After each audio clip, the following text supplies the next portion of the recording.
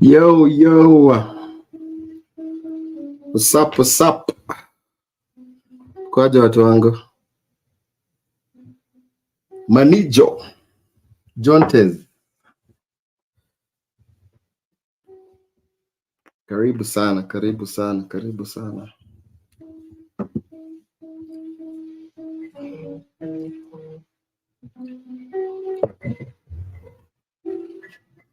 Vipi bro, assuming I win the DV lottery juu lazima niwe na host na sijui msee huko, sasa nitafanyaje niweze kupata host? Njia ni mingi bro. Uko na kutoka saa hii results come out in May. Results zinatoka May, so you have time kujipanga. But kuna hosting nini? Niaje Shiko, hata ningoja watu waingie alafu I'll answer your question Manijo. Ni may bookmark hapo hivyo. Shiko Kuria, hi. Oscar Budabos, vipi? Tukondakas fiti. Timothy Washira, Julius Samson, Muli Daniels, live from Syokimau, Mlolongo. Aniaje bro? I'm good maze, mimi niko fiti. Mkoaje watu? Christmas imebakisha. Unajua Christmas in Kenya tuna celebrate 25th, lakini hapa Christmas ilianza December ikiisha, wengine miti ziliekwa November. Lakini Merry Christmas everybody. Mwas 254 Claire, niaje bro? Poa sana maze. Poa sana. Oscar, how are you? I have a suggestion. Have a Zoom meeting, then uweke kwa content. Zoom. You can try that. We can try that. But I wanted siku moja nini, watu wakinini, patia watu heads up, alafu tufanye session ya coaching. We do a coaching session so that maybe for someone who is who's going for an interview at the embassy, and they have their story, maybe tuingie online and then listen to them, critique, ask questions, do a mock interview to see how they'll do. Alafu we try and help them this and that. I think that would be helpful. It will be helpful. Wale watu wako courageous. Charles ni vipi? Kibera George, bro ni aje? So today it's just a question and answer session. Man, if you have any questions, we'll talk them through. Tutaziongea, vitu zimekuwa zikikusumbua, we can talk them maze. Today I'm open. Nimekuja saa ingine na kujanga na topics ziko, but nilikuwa nataka leo ikuwe session ya nini. You guys just ask questions, nijibu, alafu tuendelee. So yeah, ask questions maze. I know najua kuna watu wengi wanakuaga inbox zimejaa, so kama unakuaga hapa maze na umejaribu kunitafuta umenikosa, this is a good time maze to ask questions. So I see them maze. Keep sending your questions, alafu tutazijibu.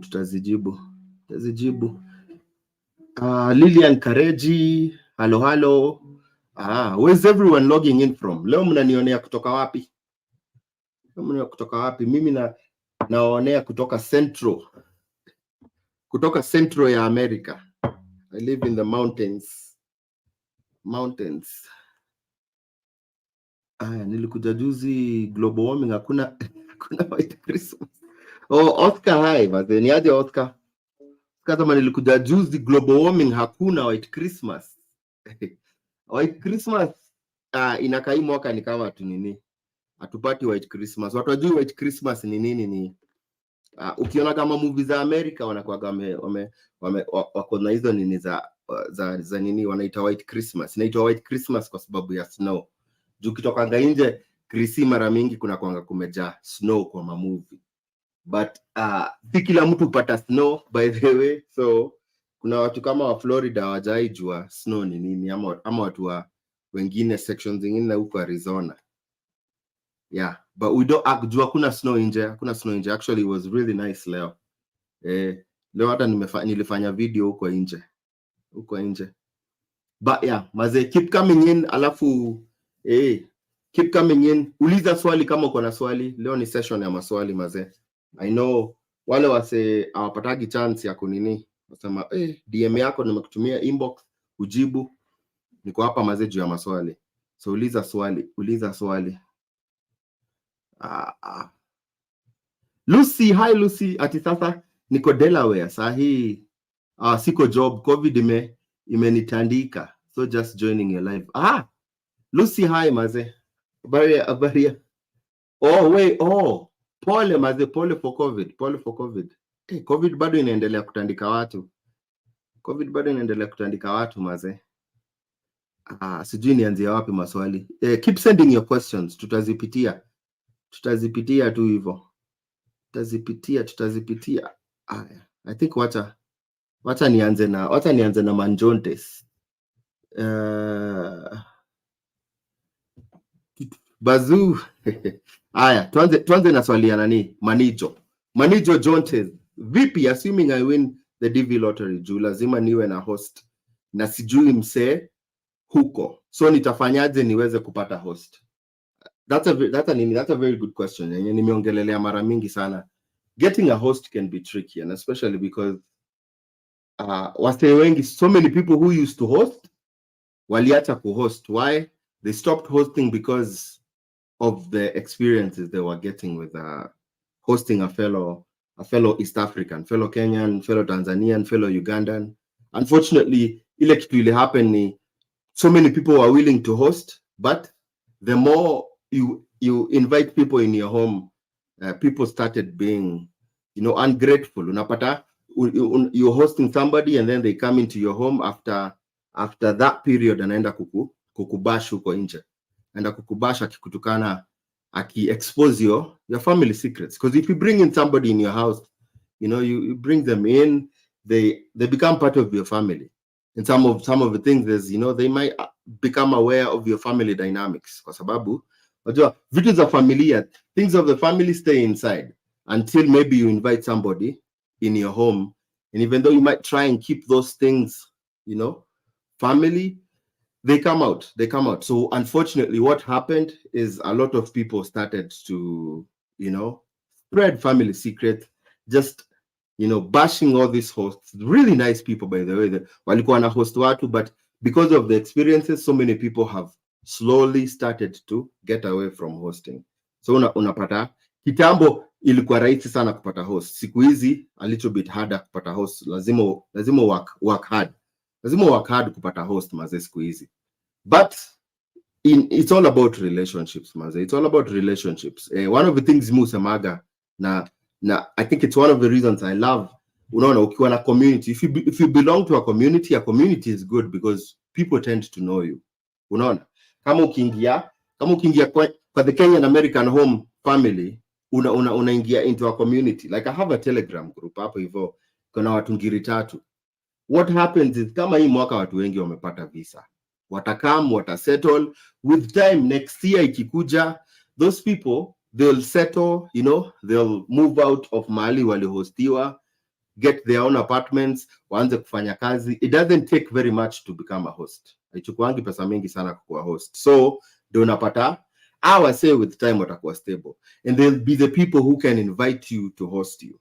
So one of the places that is really good is get yourself into a community, whatever community kama ni, yani wase mko na the same goal, inspiration ya kwenda majuu. Out of hiyo wale wase wanatokanga mbele, those people become wanakuwa lifeline yako. Mtu kama huyo anaelewa vile ilikuwa ngumu kupata host. So akitoka, alafu ulikuwa na connect na yeye, Unaona, you reach out to them wakishafika. That's a good way. So tafuta a good nini maze, a good family. Najua saa ingine wanasemaga ati usitrust, but pia no man is an island. No man is an island. You can never survive in these streets alone. You need people maze. In as much as people say ukifika hapa hivi wachana na Wakenya na nini, man, you need family. You need people wa kukusaidia along the way. So yeah, hapo hivyo groups, but social media pia. Social media is a very good place to find nini watu wa kuhost. And some of them are, you know, content creators wako hapo hivyo. Content creators wako hapo, man. Yeah, you show yourself, you know, develop these relationships with these people.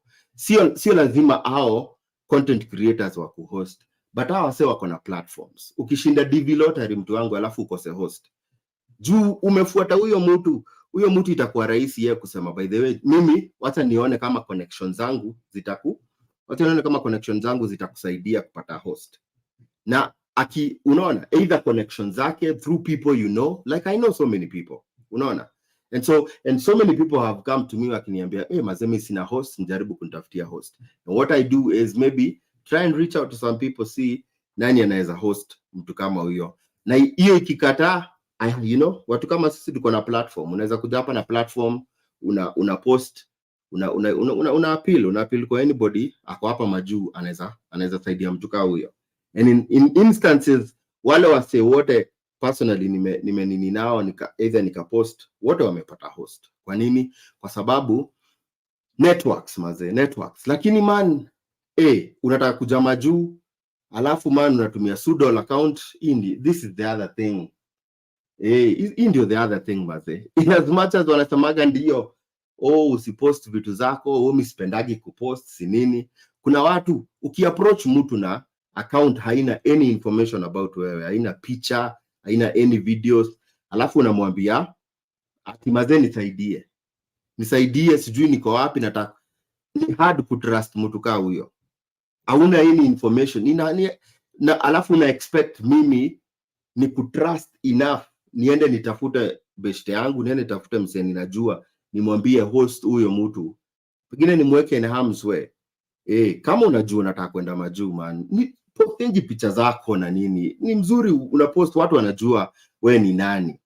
Ukiwa na hiyo aspiration, juu otherwise utastruggle kukuja kuniambia if you have a pseudo account. A pseudo account ni account hainaga any information about the whoever owns the account. Yeye tu ako na information about other people, anaposting about other things. So if you get into that position and like you want somebody to host you, man, put something about you so that people know you. People know, okay, this is the person. Unaona, unaingia na kamera, watu wanakujua we ni nani. Otherwise, ukikuja kujaribu kuambia mtu akusaidia na we ni pseudo, ni ngumu sana. Ni ngumu. Juu hata mimi siwezi. Namuambiaga mtu tu, ukini DM niende nicheki profile yako nione wewe una any picha about wewe. Mimi kwa honest nakwambia pole maze. Hakuna vile naweza weka jina yangu on the line niende nikutafutia mtu na sijui ni nani. Unaweza kuwa unaninia nani Jeffrey Dahmer. Una connect Jeffrey Dahmer na mtu. So yeah, just hiyo, but ikifika ni kwa host, the biggest place maze ni kanisa. Kanisa inakuanga the biggest place utapata host. Kwa nini? Shikana na pasi na pasi yako na washirika. Kila mtu wako na platform. Unasikia everyone wako na platform. That's an opportunity unaweza pata host. Au mapasi uombeaga watu wakiwapeleka majuu, au mapasi wanajua so many people wameenda majuu. I'm very sure go to any pastor. Unaona? Pastor wako. Lakini hiyo inamaanisha uko kanisani uko unajulikana wewe ni nani. Kenda kwa pasika wewe umwambie by the pasi nataka kwenda Canada, nataka kwenda America, but sijui mtu, sina host, ni utanisaidiaje pasi? And one of those ways pasi atakwambia oh by the way I know somebody who knows somebody, and my friend, that's how you get a host. Yeah, most of the time you get a host because you know somebody who knows somebody mwenye anajua mtu ni host wako. Na hapo, that is the key network. network iko na nini. Otherwise ikikuja ni place ya host, the other thing is there's some of these hosting organizations, unaona, there's so many in the US where wanakupatia address, wanakunini, wanakuhost, you pay them a certain amount of money, but those hosting people will not, hawatakupatia nini. Ikikuja ni kwa DV lottery, they will not give you the finance, the affidavit of support. So itabidi affidavit of support utafute mtu atakupatia jo affidavit of support. Ndio maana host, by the way, si kitu tu rahisi kuambia mtu tu ati ni host. Kwa nini? Kwa sababu at one point umse atapatiana very very personal information, atapatiana tax return zake ama IRS transcript zake, atapatiana information kushow ni citizen, kwa ndio akuhost. Lazima approve gava ana make enough pesa not only kusupport familia yake but wewe kukuleta akusupport. So si kitu tu lightly kuchukulia kwa host. Juu pia host kuna nini zinakuja, na niliwafanyia video about some of the things shida zinaweza kuja ukihost msee. Juu kuna watu pia, unajua kuna shida ya host na kuna shida ya wale watu wamehostiwa. Na hizo zote juu kuna mtu anakupromise atakuhost alafu ukifika anakughost. Na kuna hao ni wabaya, but pia uko na rights kama mtu ako hosted. Mtu akikusainia hizo zote, akupatie affidavit of support, akusainie hizo zote, huyo mtu ako on the hook na gava. Singine watu hawajuangi rights zao, kama just because mtu amesema anakuhost na amekusainia affidavit of support, ukifika hapa America huyo mtu wa kughost uko na all the information yake. My friend, unajua unaweza enda kwa authorities, na uko na recourse. Huyo mtu alikusainia affidavit of support. Hii ni story ya kubeba watu ujinga, kuambia ati nitakuhost alafu na kughost. Watu wanafaa wajue, na najua watu wengi sana wa majuu wananiangalia. Be very careful. Wewe kama mtu wako hapa US, unaambia mtu, una promise mse, unamhost, unamsainia hizo vitu zote, alafu akifika unazima simu. Jua huyo mse umehost ako na recourse. The fact that ulisign hiyo affidavit ukasema ati utamsupport, uko on the hook kusupport huyo mse. Huyo mse atakuwa na roho mbaya, anaweza kukushtaki, na akikushtaki, mtu wangu, atakushtaki na gava ingilie isaidie huyo mtu, na hiyo pesa gava imetumia kusaidia huyo mtu utalipa wewe kama host. Utalipa. Sagini unajua watu wana America, hii kitu tunapenda about America ni kuna laws, na hizo laws though work. So kama uko hapo na wewe ni mtu ulisema, mtu alikwambia nitakuhost, process yote ya DV lottery, akakusainia kila kitu, na ukifika hapa huyo mtu akapotea, jua huyo mtu unaweza mpeleka mbaya sana. Unajua watu uchezanga hawajui hizi. Hii ni kitu iko kwa hiyo kitu iko kwa Immigration and National Act. Ukisign up na host mse, make sure ume accomplish hiyo kitu. Na nimekuja hapa ni just in case, juu nasikianga sangine mtu anakuja na tunaenda, unaanza kulilia airport. Unaanza kulilia airport, nguvu imekuisha kwa sababu ule mse alifaa kukusaidia hajakusaidia. Unaweza ita polisi na useme, by the way, umwambie nini yote, au polisi wata make sure watakulead to the right people. Utapata usaidizi ya gava, na ile usaidizi gava imekupatia itakuja icharge huyo host.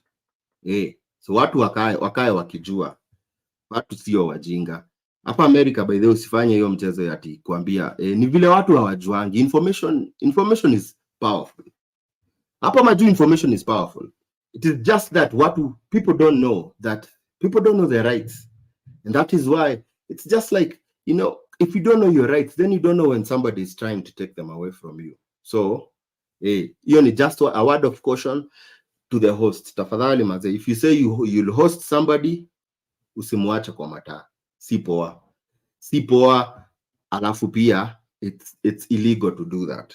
It's illegal to do that. Huyo mtu anaweza kupelekesha sana. Haya. Ukitaka kujua hiyo information yote nimeongelelea kwa video ya host. I posted a video on my YouTube channel. Inaongelesha everything. If you host somebody, you are responsible for them until they become a citizen. But good faith inakuanga, obviously, sengine unasemaga, hopefully sengine information, usichukue information kufanya what? Usichukue information kuexploit mtu, kwa sababu utaharibia. Ukihostiwa tafadhali, hapa ndio courtesy inaingia. Jua ukihostiwa, if you are hosted, the person who hosted you is a very important person. Not very many people can afford to host people here especially in the US. It takes money and a lot of resources and time to host somebody. If you don't have an idea, that's why people don't just say yes at in your host. Sawa. The reason why people awasemagi, oh yes, wacha ni host. The reason why people are not always willing to host somebody is because they agree to take care of you. Huyu mtu unaenda out of his way to host you, you'll come to his place. Unaona? Most probably you don't have the money to support yourself in the first couple months before upate kazi. What does that mean? That means you become an extra plate for me. Unaona? So pengine I host you and I have a family. You become an extra plate when you host. Unaona? You start consuming electric bill na easy bills zingine zinapanda juu. Utilities go up. Why? Oh yeah, ndio jua unapata sasa hiyo mtu hajai piga shower na nini? Anaanzaga kupiga kila siku shower za 1 hour, 1.5 hours. Ajui anatumia stima na nini? Food budget inapanda juu. The other thing, huyu mtu ako dependent kwako. Why? Because they come in here, you have to take them everywhere. They don't come with a vehicle. And some of them, a lot of them come, they don't have money to do anything. So that means lazima uwapeleke kuchukua social security, you teach them how to drive, take them to do their driving test. Alafu after that, they get a job, you start taking them to the jobs. And this is on top of, you are already, because people work here, people work a lot. So many people, they work a lot so that they can be able to break even. So many people work on 2 jobs, 3 jobs. Why? Because they're trying to make ends meet. So wewe kuingia kwa picha, you coming in as somebody who's being hosted, you have to understand you are adding on to hours, money, dollars, and time, which are very important things up in America.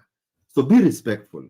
Be respectful in terms of, if you are hosted, man, don't overstay. Usi overstay. Ukihostiwa, ka pale, stay there, learn from the host. Learn from the host. The good host will give you, they'll give you some lines, tell you, by the way, do this, do that, don't do those. But always also be willing to also do your own research, because one of the things watu semaga, the person who hosts you, they affect your life in the US so much. The person mwenye atakuhost and the things they teach you, the directions they show you to go, most of the times they will define your life in the US.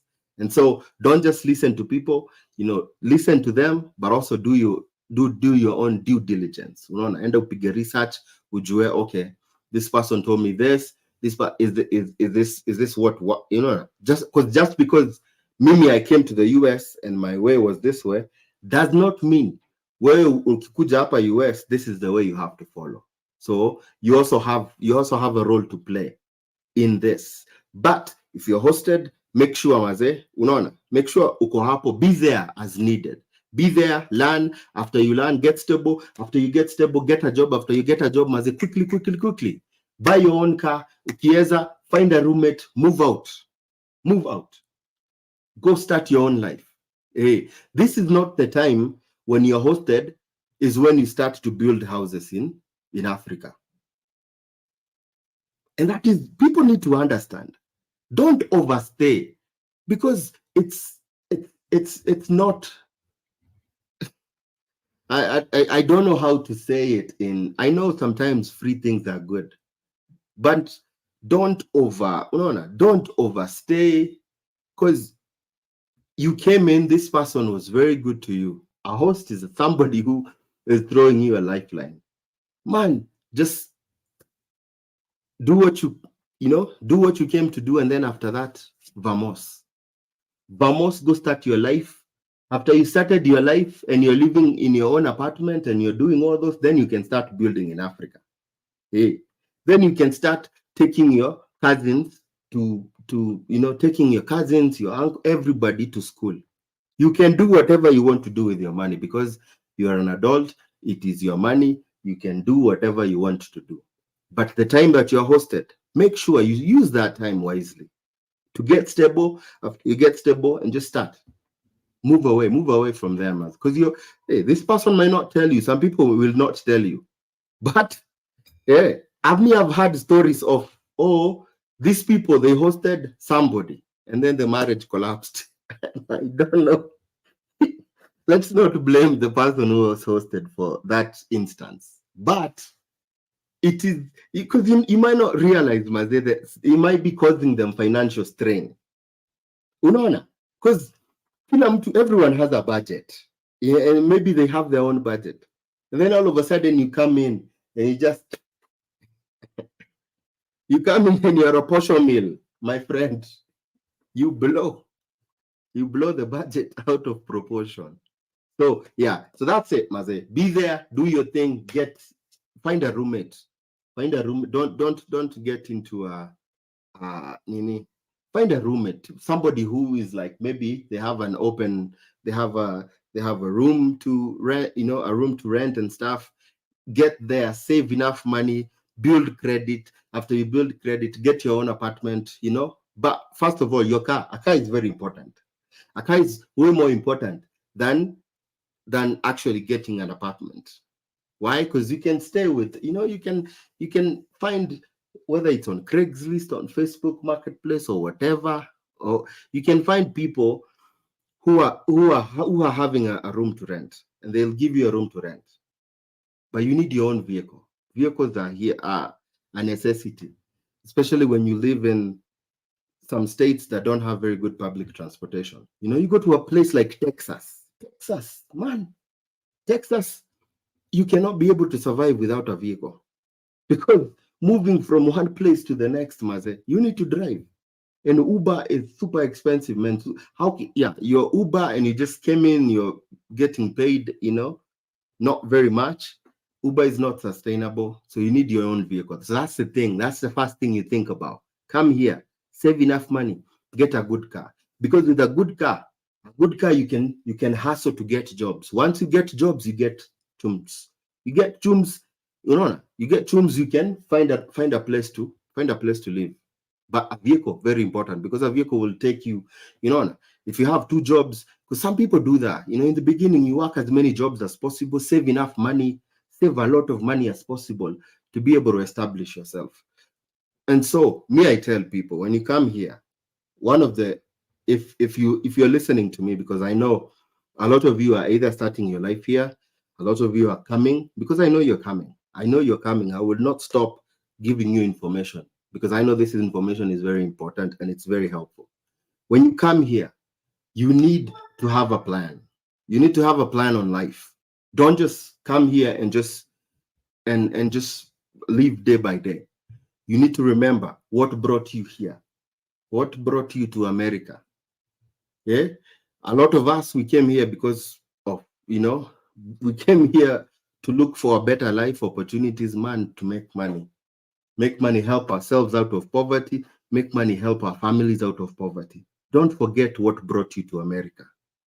In fact, one of the first days you get into the US, do that, Maze. Sit down, whether you have a diary or not, write down your purpose. Why did I come to the US? Because this is very important. If you remember why you came to the US, what is your plan?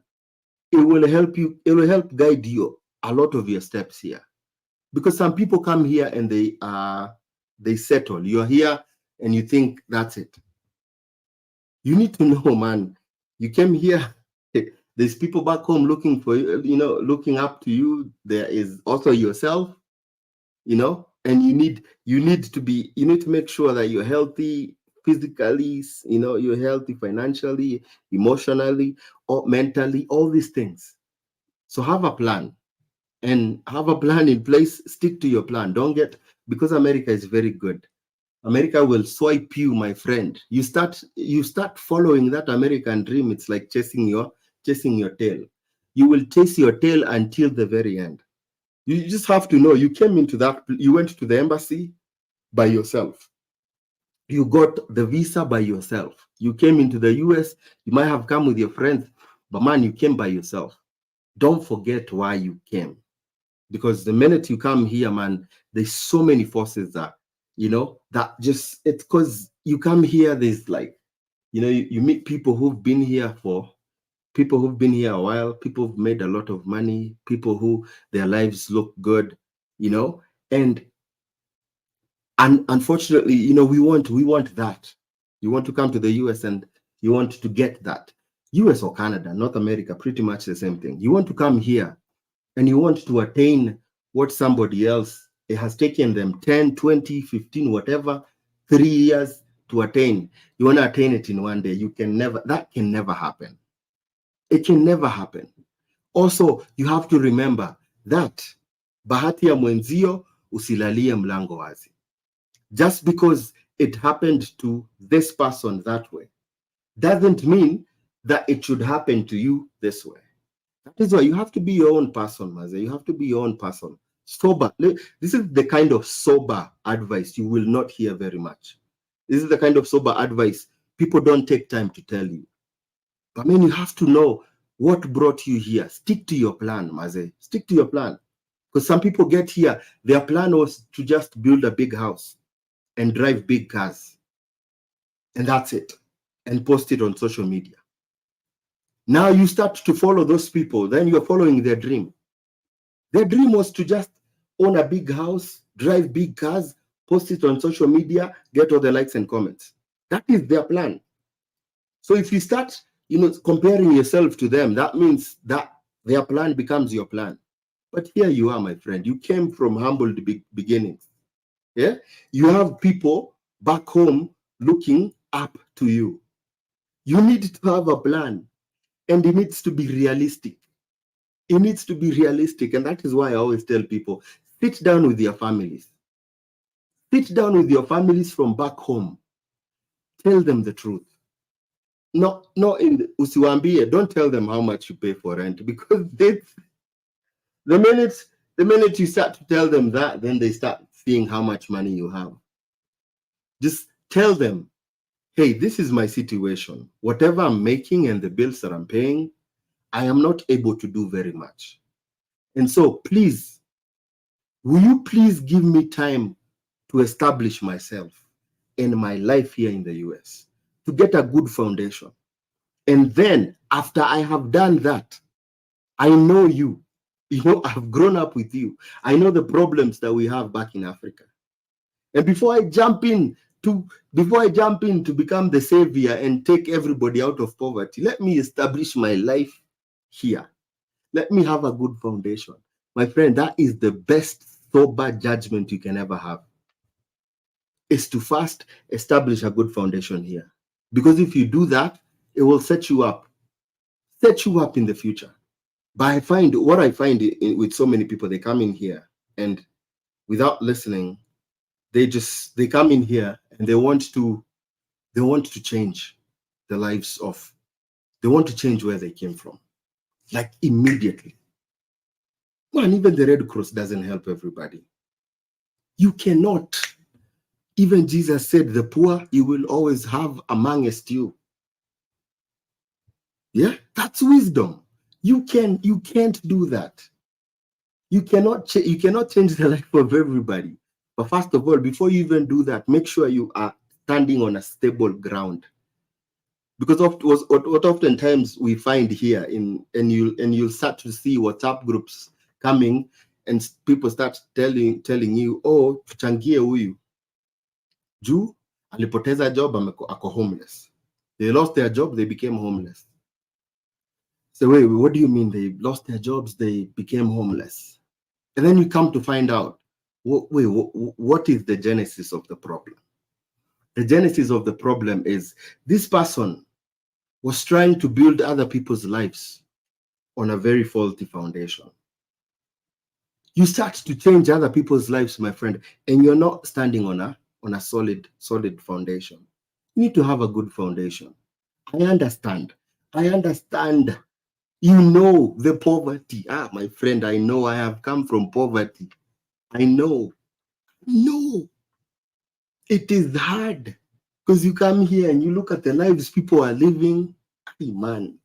And you remember how people back home are suffering. It's hard. Man, you come here and one of the things that hits you in America is abundance. There is so much. There's so much. And you can't do it all at.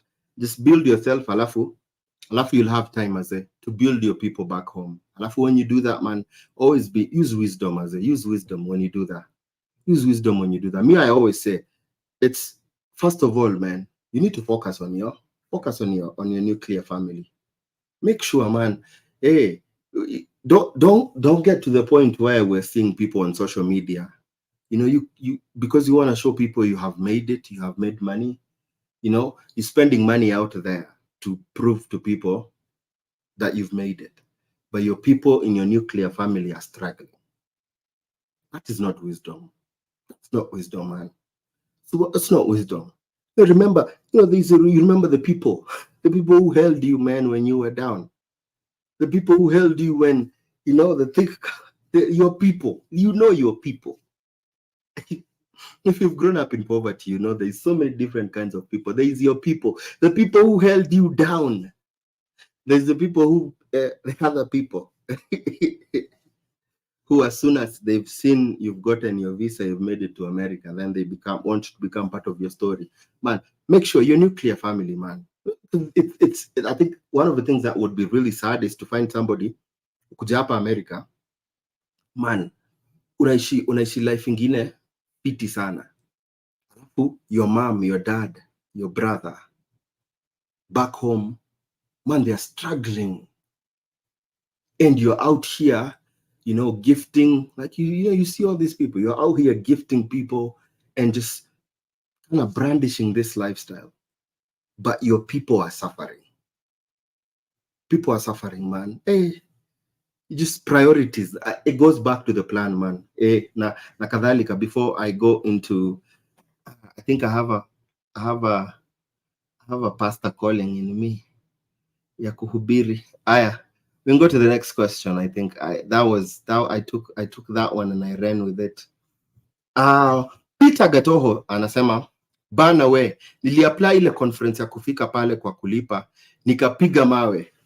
That's a good question, by the way. So many people have been asking me about conferences. I haven't done content on this yet. And if you go to my TikTok, you'll see I have a series that has 37 conferences that that you can buy and choose one of those conferences to go to, to choose to go to America. One of the reasons why I did not want to put those conferences in YouTube for free for people is because of the problem that has been happening in Kenya. And one such problem, actually, I came to find it out in one of the lives that I had. This live, thank you so much. This live was, I held this live, and one lady came up and said, okay, I went to the embassy, my visa was denied. Okay. And then the story they were saying was some story very similar to a story I had heard, like from a couple other different people. Come to find out, what I came to find out is the same conference that she used at the embassy. About 7 other people, and the 7 people I know had used the same conference. Now, the people I don't know how many people. And you can find that maybe in that one conference, 200 people use the same conference. You think the US embassy will not see that? That's the reason why. Because sometimes we tend to the copycat culture in Kenya, man, is very yeah. So we're all using the same conference. That's part of the reason why. So that if you're serious about it, then you go get it. It's very affordable. Go get it. Nikachai too. Go get it, and then it's not available to everybody, because as soon as it's available to everybody, everybody will just for some reason pick one, and then it will. That's the same thing that happened to the community colleges. Community colleges, you found all these agents. They are going to telling you. One of the examples is Everett Community College. Yeah, how many people used Everett Community College? Even at some point, that college becomes, it becomes blackballed, because everybody now they know, okay, there's an agent somewhere selling information about Everett Community College. So that's why some things, it is the same reason why. The reason why I decided to put my conferences in a series is the same reason why. One of the videos that I created here on my YouTube channel was about the scholarship that brought me to the US. I put it out for everybody to see it. Unaona, 3 months down the line, 2 or 3 months down the line, the school called me and told me they've been getting emails, calls, and some very bad emails from people. People from where? Here. People from Kenya. A very good opportunity that would have been helpful for a lot of people. They told me, for now, take the post down, and then we'll let you know. When Mzungu tells you that, my friend, it's just know that's done. It's a way to tell me, yeah. The way to tell me that's done. I regret doing that. If I would have known, I would have put that in a series. Because now, so many people called, some of them with malicious intentions, wrote bad emails, and it canceled off the opportunity for other Kenyans to get that opportunity. So I think some things, especially like that, events, schools, things, I think it's those ones, let the people who are serious about it pay for it. And then that way, it doesn't spoil the thing for everybody. Peter, ulikuwa nasema umelipa. So most conferences, very good conferences, my friend, you have to pay. Most very good conferences, you have to pay. You have to pay something, because, like, you can imagine someone organizing a conference. This happens. Like most big international conferences, you have to pay certain amount, an entrance fee. They do have. Why? Because there's so much that is involved. Some of them involve like seminars that you can attend. Some of those are very, so some conferences are very expensive. Some conferences are, they're not as expensive, but you also have some free conferences. So you can get some good free conferences, but not very many good free conferences. No. But conferences that you can pay for, a lot of times it's, because a lot of those are serious conferences. They're conferences that they have content, they have organization, there's things, and it's some of those things, you go take them to the embassy, it becomes it plays for your favor, and especially when you're looking at specializations. There are some things like, you're going to a conference and you're going to be taking some certifications. They're bringing in professionals to speak on the topic. They've paid those professionals to come, and so unfortunately, some of them you have to pay. There's some that are free, but you need to choose. Like the 37 that I've given you on TikTok, they have very many different price ranges. Some of them are very cheap. Some of them are extremely expensive. So you just choose however much you're willing to do that. The other thing you can do is because when you go to fill your DS-160, they ask you, have you made any plans? Unaona? And you can say, no, I haven't made any plans. If you haven't booked tickets or, like bought that conference, you can say, no, I haven't made any prior arrangements. And then when you say that, they ask you for the estimate.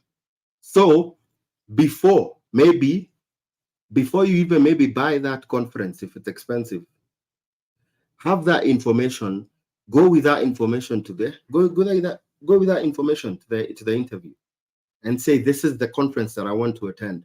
And then, after you get your visa, go buy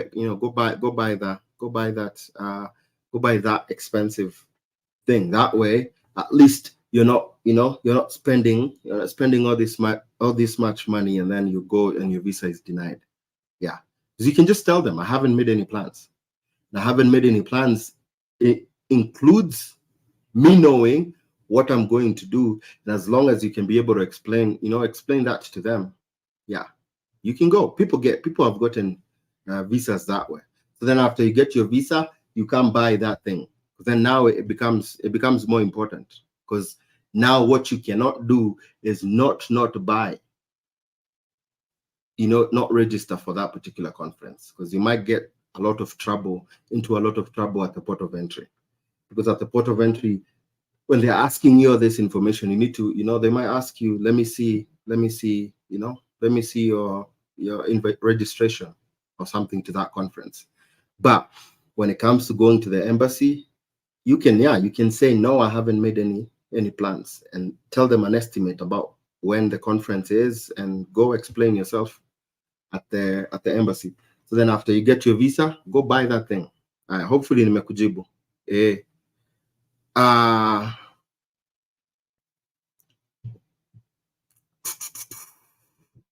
Yeah. Alafu pia, sometimes a lot of the US conferences, maybe the modes of payment, you have to either use a credit card, there's a PayPal option. Yeah. And for those who do not know, Mpesa has a credit card option. There's a way you can turn your Mpesa into a global payment. I posted a video on my YouTube. If you want to know how to do that, then you can be able to buy all this registration that require a credit card. Aya, Mwangi Peter, bro, ni aje? Still nimekwama na Mungu mbaya juu ya DV 2023. Niko Rwaka, na by the way, wewe unapenda machapo. Kamia ama nikuletee next year, bro. Come through, man. Mi na machapo. Napenda chapo maze. Pole sana by the way, pole kwa DV 2023. DV 2023 iliramba watu sana.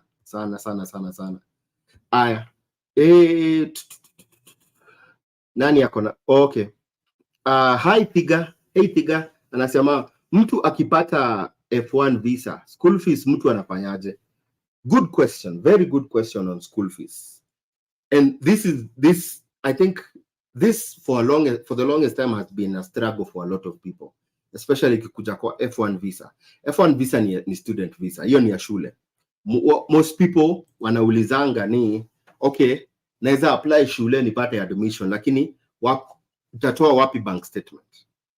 Instead of doing don't go, usiende kutengeneza bank statement. Nilileta hapa Rotich sahi ako Kentucky, ako University of Kentucky. Rotich alitumia Empower kupata financing. These are good options kukuwa nazo, kwa sababu itakufanya you jump over the hoop of finances. Kama bank statement yako si mzuri, na instead of going to the embassy na bank statement ya Anko, which if you don't know, then you're probably not Kenyan. Most people go to the embassy na bank statement ya Anko yao.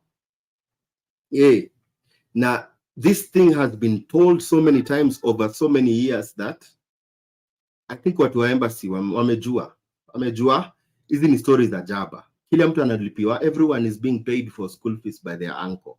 Yeah? And sometimes the embassy asks, when these people don't have parents, because everybody's coming in, okay, I'm going to school and my uncle is paying for my school fees. I'm going to school and my cousin and my auntie is paying for my school fees. What about your parent? What is your parent doing?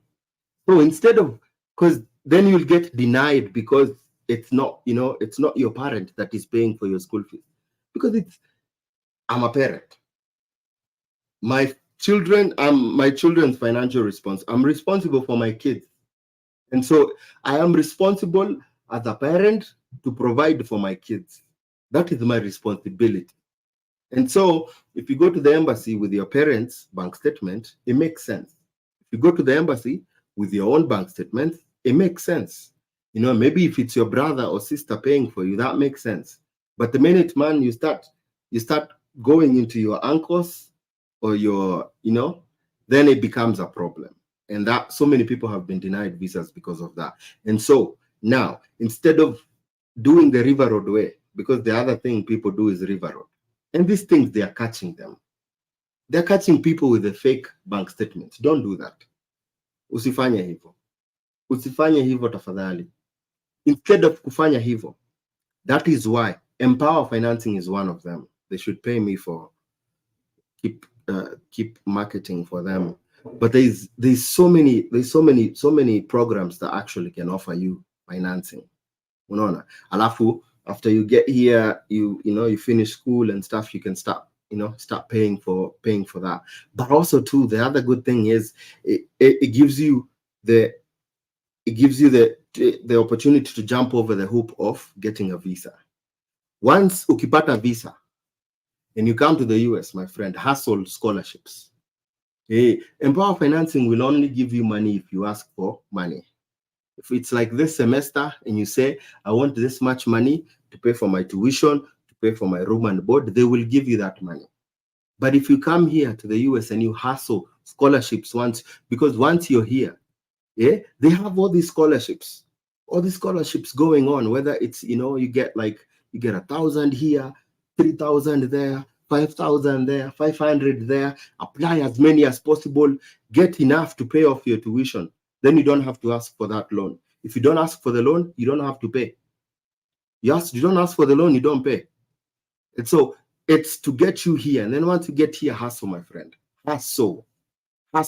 And sometimes what happens is you get to the school, and then in your research, in your looking for scholarships and funding opportunities, you find another school that is offering you full scholarship, is offering you better, full scholarships or better funding. Then what do? You can always easily transfer from the original school you went to the school that is offering you scholarships. And so in turn, what happens? You have the backing of the financing. That means if push comes to shove and I did not get any scholarships, nothing came through for me, I can still look to Empower and tell Empower, by the way, my school fees is this much. Yeah. The other thing is, once you get here, schools sometimes they give you the option to do payment plans. And so, that can be a way to plan yourself. So that way you start paying it in installments. Depending on, sometimes you come here and you get a good you get whether like you're in graduate school, you get a good teaching assistantship or graduate assistantship, and you're able to, or like schools, they only allow you to work 20 hours, but in the summer you can work 40 hours. You can save some money to, enough to be able to pay your school fees for the next semester. Hopefully nimekujibu Tiga. But yeah, and if you wanna see, ukitaka kuona hiyo video, it's on my YouTube channel, the Kenyan American Home interview na Rotich. Oh, mbona hujibingi private chats? Because I get so many private chats and I don't have the time. So I come here like this time and try and respond to them. Medical visa, please, man. Medical visa. Peter, if you're watching me, I don't know if Peter is watching me. You don't know. There's a lot of Peters. Yeah. Peter came to the US with a medical visa. And medical visa is B2. So that B2, the one that is tourism. It's also there's also medical. Medical is maybe you're in Kenya, Tanzania, Uganda, and you have, whether it's yourself or your family or maybe your kids, and there's a medical condition that they are not able to do anything in Kenya or in East Africa or in Africa, wherever you are, but as there's a hospital maybe that specializes in that particular illness. You get some good hospitals that specialize in different things, like, Pittsburgh has really good hospitals and stuff. But there's so you get some big hospitals that do specializations in certain areas. And so, your doctor in Kenya refers you to, hey, there's this hospital, in just the same way people go to India for treatment. So it's the same way the medical visa works. The medical visa works in terms of, so you get the visa, whether it's, to bring your, if maybe it's your child, you can get the visa as both parents, you come together, both parents, you come with your kid, get the medical treatment, and then, stay and recover. And then maybe after that, go back home after you've recovered. That it's a process. I don't want to jump into it. I was hoping, to have a live interview with somebody who's been through it, so that they can kind of talk through their process, what they went. I know, like, the guy I'm talking about, he is in the US, and it was his child. His child was the one that was sick, and the wife, him together, so the husband, wife, and the kid both got visas, the B2 visa for medical, and they came to the US so that their child can get further treatment. Yeah, there's a lot of things involved in terms of your cases, your medical reports back in Kenya. Also, if there's any referrals, any reports from, like, the hospitals here, who's going to be treating you, all those medical things, diagnosis. Obviously, they need to make sure that you have insurance, and not only that, you also need to make sure that you have enough money or funds, money or insurance, to be able to cover for that medical procedure. So it's a process. It's a process. But once you're able to get all that, you go get your visa, and you come to the US and get the particular procedure that you get. Yeah. Pre is asking, can you change from visitor's visa to student visa once you get to the US? Yeah, you can. Excuse me. You can change your visitor visa to student visa once you get to the US, but sometimes it's not as straightforward as it sounds. All right. So one of the things is, it's permissible to do that, to change from visitor to student, but there's some hoops that you have to jump through. Some hoops, like, it cannot be perceived that you lied about your intent to come to visit. And so they have the 30-60 rule. They have the 30-60 rule. So don't just 30-60 rules. It's not, you come into the US to visit, and then the next day you're applying for a visitor visa. You will raise questions about your intentions. Were you really coming to visit, or did you not want to go through the F1 visa process? You just wanted to go through the visitor and then change it. They have the 30-60 day rule, after which, if you apply within the 30-60 days, it becomes it might be flagged as somebody you lied about your intentions. But other than that, you can. Or what you need to do is, you need an admission into a university in the US. After you get the admission in the university sends you an I-20. With an I-20, you can file for an adjustment of status. And then, one of the things about that is, you cannot start school before you have gotten the approval, the adjustment of status. So don't do that. Don't start school before you file that paperwork, because it might lead to problems for you. But otherwise, yeah, get a school, get admitted, get an I-20, make sure and then you file for the adjustment of status, and then they'll move you from visitor to student. And and that's it. Ndio hiyo. Aya, Owen Muriuki anasema, hello, kuna hii story ya kuvisit Bahamas, then you apply a transit through New York. Uko na idea ya hiyo njia? Yeah, so what happens is, sijui kama naweza onyesha, nionyesha nini? Let me see if I can show the map of Caribbean. No, let me maybe explain it. So for you, ukitoka Kenya and unaenda, you're going to like somewhere in the Caribbean, Bahamas, Jamaica, you have to pass through US. Unaona, na ndege, you have to pass through US ndio ingie Jamre. Wezi ingia tu, you can't just go directly to Jamaica bila kupitia US nini? US Canada, I think US Canada. And so for you to be able to transit through the US, unaona, hata kama uko tu kwa airport autoki nje, you need a C1 visa. C1 visa is a transit visa. So ukitaka kwenda Jamaica, which is one of those things, if you want to build a good travel history, yenye imekuwa, a lot of people siku hizi wananyimwa visa kwa sababu ya kukosa travel history. Kujenga travel history mzuri ina involve ina nini, what you can do is kwenda mahali kama Jamaica ama Bahamas. Hizo places you don't need a visa with a Kenyan passport. With a Kenyan passport, I need visa kuingia Jamaica. Kwenda kuona Rich Spice akiperform. So inaweza kuwa njia mzuri ya kutengeneza travel history. Ni uende kwanza saa ile kuna manini.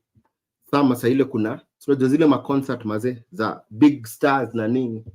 Uende kuona kina nani, Sizzla Kalonji. Go see Sizzla Kalonji na kina Rich Spice na kina Morgan Heritage. So unaenda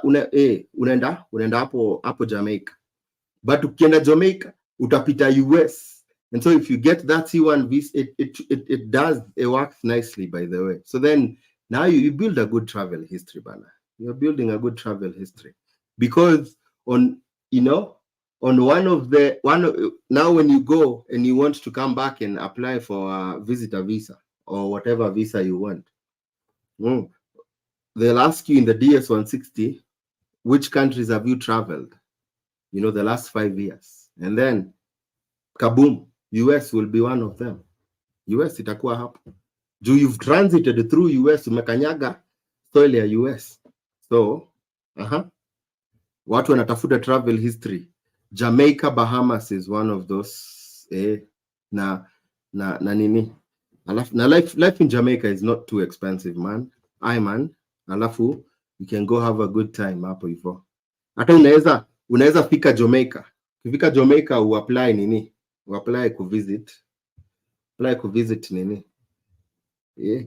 Alafu ukae kwanza Jamaica mnini? Pale hivyo kwa tenement yard. Pale kwa tenement yard, mtu wangu, ukiwa na high grade, alafu na nini? Alafu unaingia Mayolo. Aya. Okay. Faye Blight anasema, hi Owen, I'm Faith.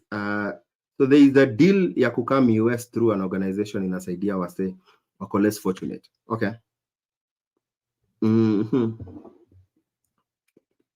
Ni visa type gani naweza tuma? Ama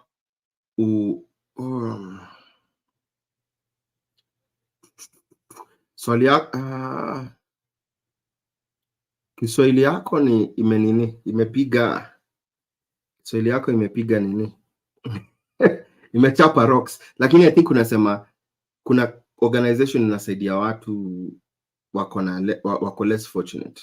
Ni visa type gani? Visa type gani utatumia? Utatumia nini? Ina depend na reason unakuja. Kama unakuja, pengine unakuja conference na nini, unaweza tumia nini, B1 B2. B1 B2 ni visa inatumikaga na njia mingi sana. So lakini kitu poa try kitu kaa hiyo. Try ukienda visa interview, unatae kazi hiyo organization inafanya, unatae kazi hiyo organization inafanya, pengine kazi inafanya home, ama if you're uko na organization pia nyumbani you participate in, ifanye tu hivyo. You center around passion ya kutake care of the less fortunate. But yeah, that's a B1 B2 is your visa. Alafu depends pia, some organizations ziko na pengine unakuja summer camps. Kuna summer camps zinakuaga za nani za hao watu wako not able bodied, zinafanyikaga sana sama. Unaweza kuja na exchange visa J1 na program inaitwa camp counselor. Unakuja kufocus particularly na nini na watu hawako able bodied, watu pengine wa autism na vitu zingine kama hizo. Hopefully nimekusaidia Fei. But yeah, B1 B2 can be the easier, hiyo nini yako, lakini isikuwe ni employer wako. Saa ingine watu wamekuwa wakinyimwa kwa sababu usiaienda kwa embassy na una apply visitor visa, utaje anything na employer wa US na kitu unaenda kufanya. The minute tunafanya hivyo, watakunyima visa, wakwambie wrong visa, kwambie wewe uko na US employer, unafaa kuapply work visa. So be very careful ukifanya hiyo. Usitaje anything na US employer na kazi na conference. Ukiunganiza hizo zote, mtu wangu, kita kuramba, hautapata visa, watakunyima. Watakunyima. Niliwaambiaga by the way, ukiweza uende pale hivyo visa unyimwe, jaribu kukumbuka kupata strength enough ya kuuliza huyo mtu kwa nini amekunyima, ama unaweza fanya nini, what can I do better next time ndio nipate. Hizi vitu zinakuanga bonga points za very important, kwa sababu najua watu wamepata visa the next time kwa sababu ya kuuliza that very very important question. Kwa nini umeninyima visa, ama nini, what can I do better next time to get the visa. Utapatana na yeye, the worst thing anaweza kuambia ni hakuna, ama sikuambii. But in times and other times, na watu watakwambia hivyo, watu wameuliza hiyo swali mara mingi, wase wanakuwa generous, juu anaona wewe ni mtu anapenda mtu honest. Na saa ingine vile umeuliza hiyo swali, anaweza tu kuhurumia, kuambia bank statement yako haina uzito. Juu kuna jamaa aliambiwa bank statement yako haina uzito, hiyo biashara yako ni poa, lakini enda jenga biashara, kuja after 1 year utapata. Huyo guy alienda 1 year later, alikaa na biashara yake iko fiti, hata kuulizwa swali mbili alipewa visa. Why? Kwa sababu alikuwa na hiyo nini ya kuuliza, by the way, kwa nini umeninyima visa, ama what can I do better next time ndio nipate hii visa. Swali ingine na unajua mtu ukiuliza hiyo unasikia hata na zile ati sijui reason. Unajua ukitokanga hapo saa ingine ujuangi ile reason amekunyima, lakini kitokanga from the horse's mouth, akikwambia yeye mwenyewe, nimekunyima visa kwa sababu ya hii na hii na hii. Very important information. Hiyo important. Hiyo hata by the way, ukienda unyimwe alafu mtu akwambia hivyo, wewe mtu amekusaidia. Juu utaenda ukijua, okay, hapa ndio nilikosea. So next time nikienda ni badilisha hii kitu, itakuwa fiti.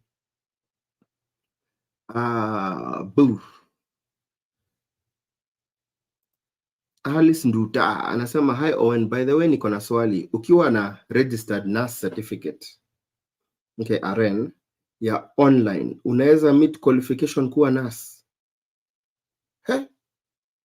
RN certificate ya online. We hiyo wacha naleta team, by the way, naleta team. I'm bringing team probably Wednesday. Team alikuja US some years back na EB3 alisomea nursing hapo Kenya, alafu akaletwa na Avant US, na sahii yeye ni mwenyeji. Nitamleta nani Alice kama uulize hiyo, sijaisikia certificate ya online ya RN. Ama hebu tunajua kuna manasi wengi wanakoanga wakiniona, kuna certificate ya RN ya online. Hiyo sijawahi sikia. But yeah, come through Wednesday. Tutakuwa na hiyo live hapa YouTube. Ulize team. But team alisema kuna hizo ma agencies zinaletaga watu hapa kama kina Avant MedPro International, zina akina Grady Payton, kuna shule kadhaa they focus on. There's some particular schools wakinini KMTC, Kenya, KNH. Kuna zile shule ukienda, shule ziko na nursing school, inakuwa so much easier wewe kuchukuliwa. And it's nice kwa sababu kama unataka kuanza masomo, ujue what are some of those good schools. Aya.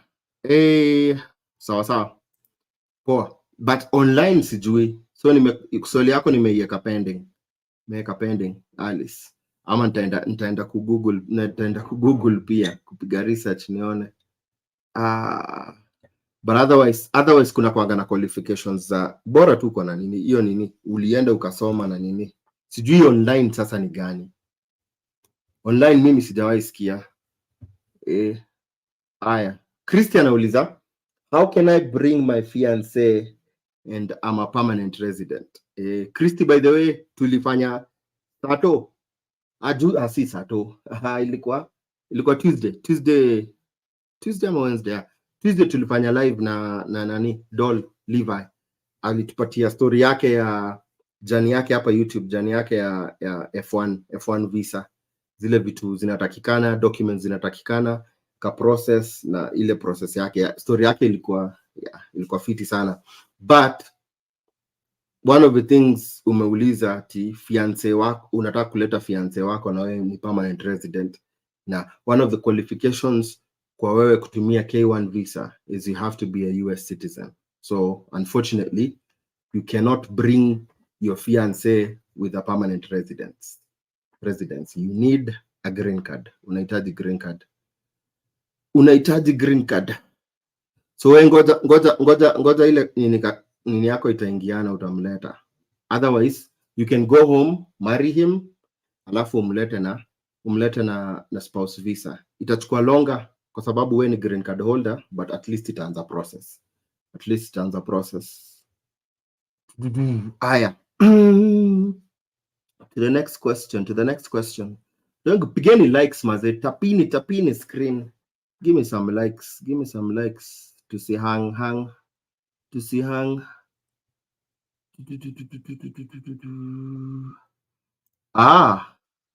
Abdullahi Abdirashad anasema niaje master, visa yangu ya visiting imekaa, unaonaje?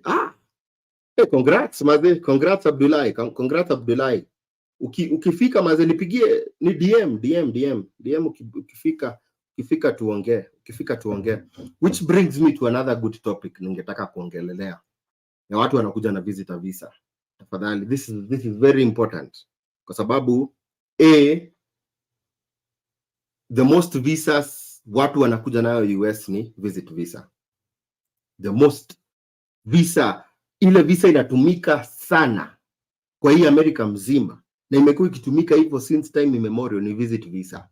So in as much as ndio tunaongeaga visa zingine, ile visa inaleta watu hapa US sana ni visit visa. Sawa, tumesema hiyo. Alafu visit visa unafaa kujua B1 B2.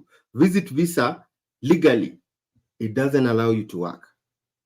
Legally haufai kufanya kazi, even though The minute tunaingiza Wakenya hapo, unaingiza maujanja. Kuna watu ukisikia mtu amekuja na visitor visa anafanya kazi, most probably ile kitu anafanya chini ya maji, under the table, chini ya maji. Si legally visitor visa ikuallow kufanya kazi. It is easier kufanya kazi chini ya maji states zenye ziko friendly na immigration. Especially zile states ziko safe haven. Safe haven ni ile state awezi au nini iko friendly kwa immigrants. Kuna zile state ziko friendly kwa immigrants. So hizo job ziko unaweza fanya, lakini ni chini ya maji. Hiyo ni chini ya maji. Tumesikizana hapo. Sasa watu wengi wanakuja na wanakuja na hiyo visitor visa. Watu wengi hawarudingi nyumbani. Sio Kenya tu, sio East Africa tu, dunia mzima. Hii country ya US imejaa watu wengi walikuja hapo, walikuja na visit visa. Imejaa watu. Hiyo hata ukiangalia, I think somewhere like 50 to 60% ya watu wako US. No, hiyo ni non-immigrant tu. Nikiangalia na siunganishi migrant naunganisha tu watu walikuja na non-immigrant visa. Hapo 50 to 60% watu wanakuja na visitor visa. Na watu wengi hawarudingi. Sio Kenya tu, hiyo si story tu wa Kenya wanafanyaga, si story tu wa Tanzania wanafanyaga, wa Uganda. Hii ni story inafanyagwa na watu wote. Watu wengi, watu wa Europe wanakuja lakini hawarudi. Jua kitu moja. Just because ndio visa wase wengi wanakuja nayo.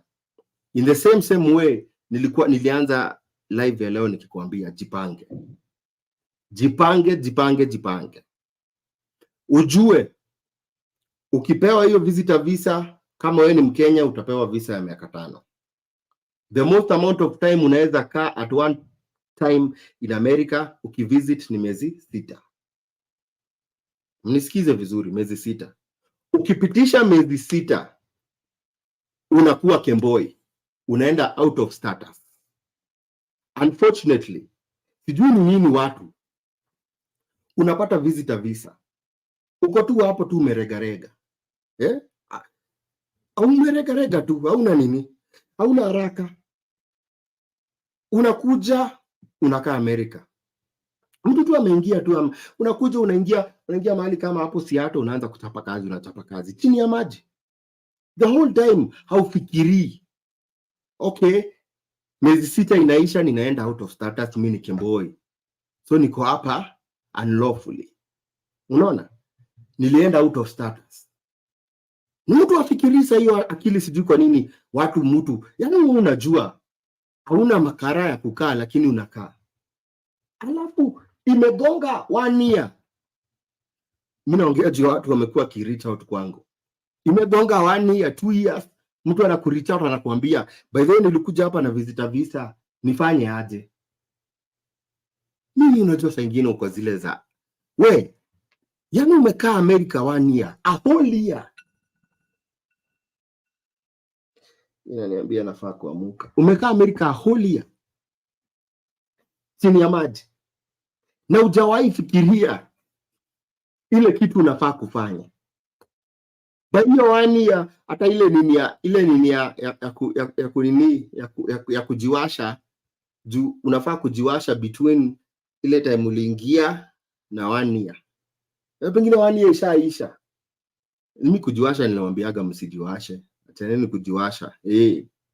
So, sasa hiyo ndio mtu anaanza kuuliza nimfanye nini na visa yangu. Mtu wangu, usikue that person. The minute tunaenda pale unapewa visa, hiyo visitor visa.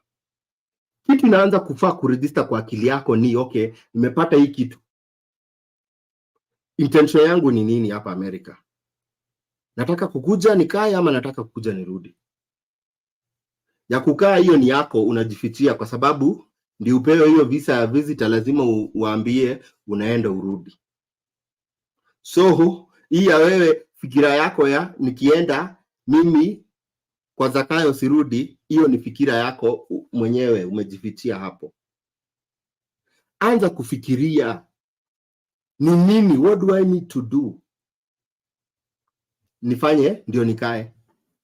What do I need to do ndio nikae? Na hapo sasa ndio naanza kufikiria. What are some of the ways naweza badilisha hii kitu yangu ifanye nini, ikuwe ni nyingine izaniwezesha nikae more than hiyo 6 months. Ikiwezekana, please make sure umefanya everything within the 6 months. Juu kama umekuja hapa alafu nani alikuwa ameuliza story ya shule. Shule ni one of the ways unaweza badilisha hiyo nini, ingie shule, ingie F1. Watu wataanza kuambia hata, na hii ndio kitu hapa maze, na mnisikize vizuri, watu wetu hapa wanapotezana sana. Mtu anakuambia, unasikia, na hii ni kitu nimekuwa nikisikia, unasikia mtu anakupoteza anakuambia ati kujiwasha ni rahisi sana kuliko ati sijui shule nitaanza kupataje do nini.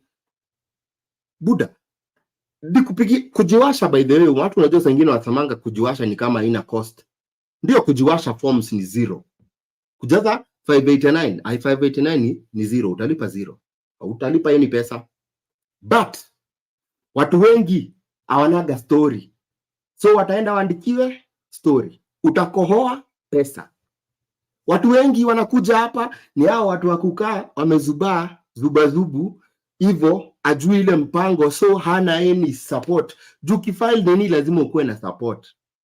Useme mimi na file hii najiwasha hii kwa sababu nilikuwa hivi na hivi, my life is in iko kwa danger.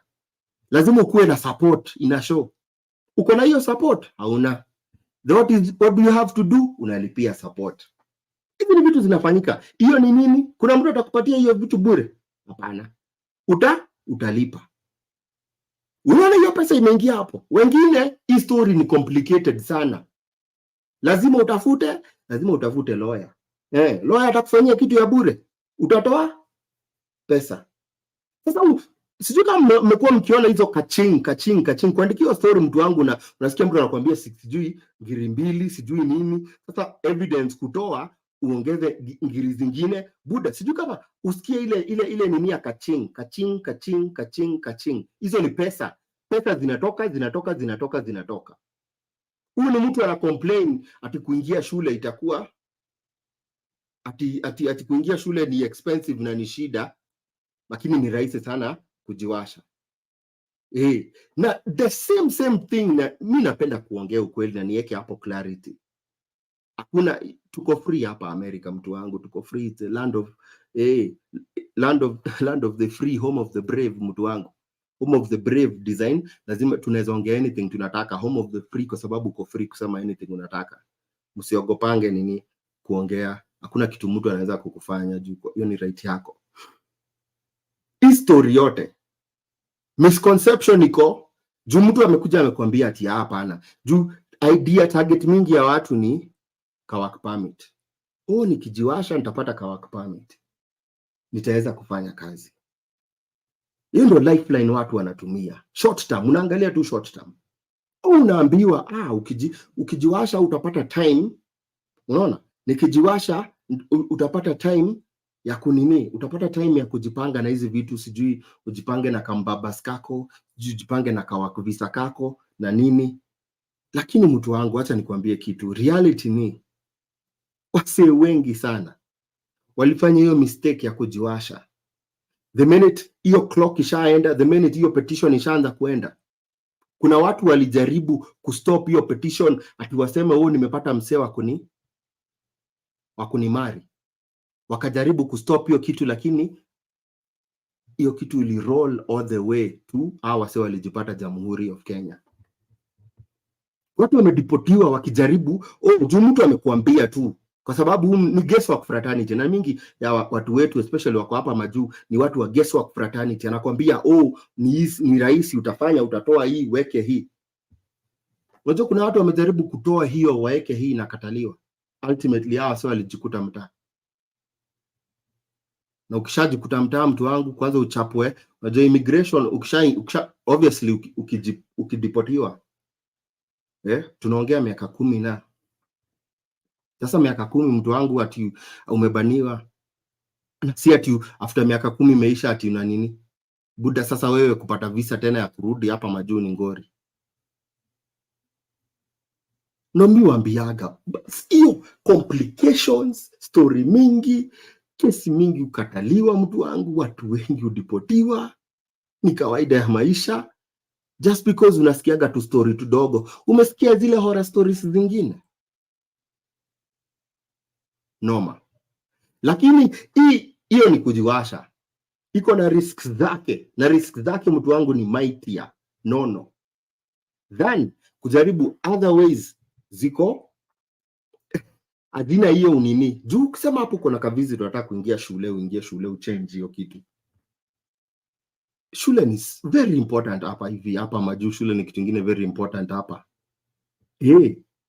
Unajua Empower, by the way, Empower financing bado iko available kwako ama ujui? Kama utasema na uko hapa Amerika, upate kitu kama Empower financing, ikulipie shule, utapata ukimaliza nini, umalize shule, ukienda hiyo nini ya F1, kama ni shule utaongeza until ile siku utapata work visa, ama utaongeza shule until ile siku utapatana na mpoa wako, uendelee hivyo, umalizie hiyo story ende hivyo. Mtu wangu, hiyo pesa kulipa ni very rahisi. But the fact that wewe unaweza chukua Empower financing na ulipe bila hata shida. But si hivyo tu, si lazima. Unajua watu wakifikirianga shule, na watu wengine, hii ni another topic for another day, watu waongeagi, ni kila shule iko very different. Unaona, kuna shule ziko Ivy Leagues, shule very hard kuingia, acceptance rate yako ni kidogo sana. Zitwa Ivy League, kina Harvard, kina Brown, hizo shule kuingia ni kama hivi, kuingia very hard. Na kuna big schools, hizo big schools mtu wangu ukienda wanalipisha school fees kama yote, very expensive. Very expensive. Wenda shule kama University of Alabama mtu wangu, yani cost very expensive. But the more unateremuka hivi unakuta kuna shule zingine ziko mahali kama ziko states hazina cost of living yao iko chini. So what does that mean? School fees yao pia iko chini. Mtu anaenda kusoma North Dakota, nilisomea North Dakota. Mtu anaenda kusomea North Dakota na mtu anaenda kusomea University of Georgia. Unajua watu wawili wanalipa school fees very different. Moja analipa like 2 times the school fees ya mwingine. Kwa nini? Kwa sababu ya ile shule ameenda. Uteremuka tu hapo kwa university, uingie kwa colleges, kuna community colleges. Unajua community colleges zinalipisha even cheaper. Ukitafuta zingine ni cheap. Na hiyo ni unaweza badilisha nini yako, ingie community college usomee nini yako polepole hapo, ulipe community college. Unafanya kazi unajilipia hiyo nini, hakuna haja kuchukua sijui ati Empower financing na nini. So ukisikia mtu akikwambia ni mtu hajafikiria hiyo nini, alafu kitu mzuri, unaenda shule, you're building into your future. School is always good. Hakuna mahali masomo itakupeleka mbaya mtu wangu. Masomo utakulia, as long as you are alive, masomo yako itakulia. Na hiyo ndio kitu naambia watu, man, before you jump into kwenda pale kujiwasha, unaweza jiwasha mtu wangu, ujikute umechomeka all the way. Na kunanga kitu mbaya mtu wangu. Unajua ushaipata watu wamedipotiwa US, wamepelekwa America. Wamepelekwa Kenya mtu wangu, una land bila ene. Jo kupata time ya kujipanga. Vile tu ulipatikana tu hivyo. Kila kitu unaacha Amerika mtu wangu. Banks account zinakaa hapo. Na umebaniwa Amerika, so hakuna kitu unaweza. Utasema nini? Tinipatieni pesa yangu, mimi nimedipotiwa hapa Kenya. Nilikuwa na pesa hapo kwa hii bank. Mtu wangu, pesa yako itaenda hapo iclaimiwe na unclaimed property. Ultimately, state itachukua do yako. Ile pesa ulikuwa umefanyia kazi, hiyo ndio watakula nayo.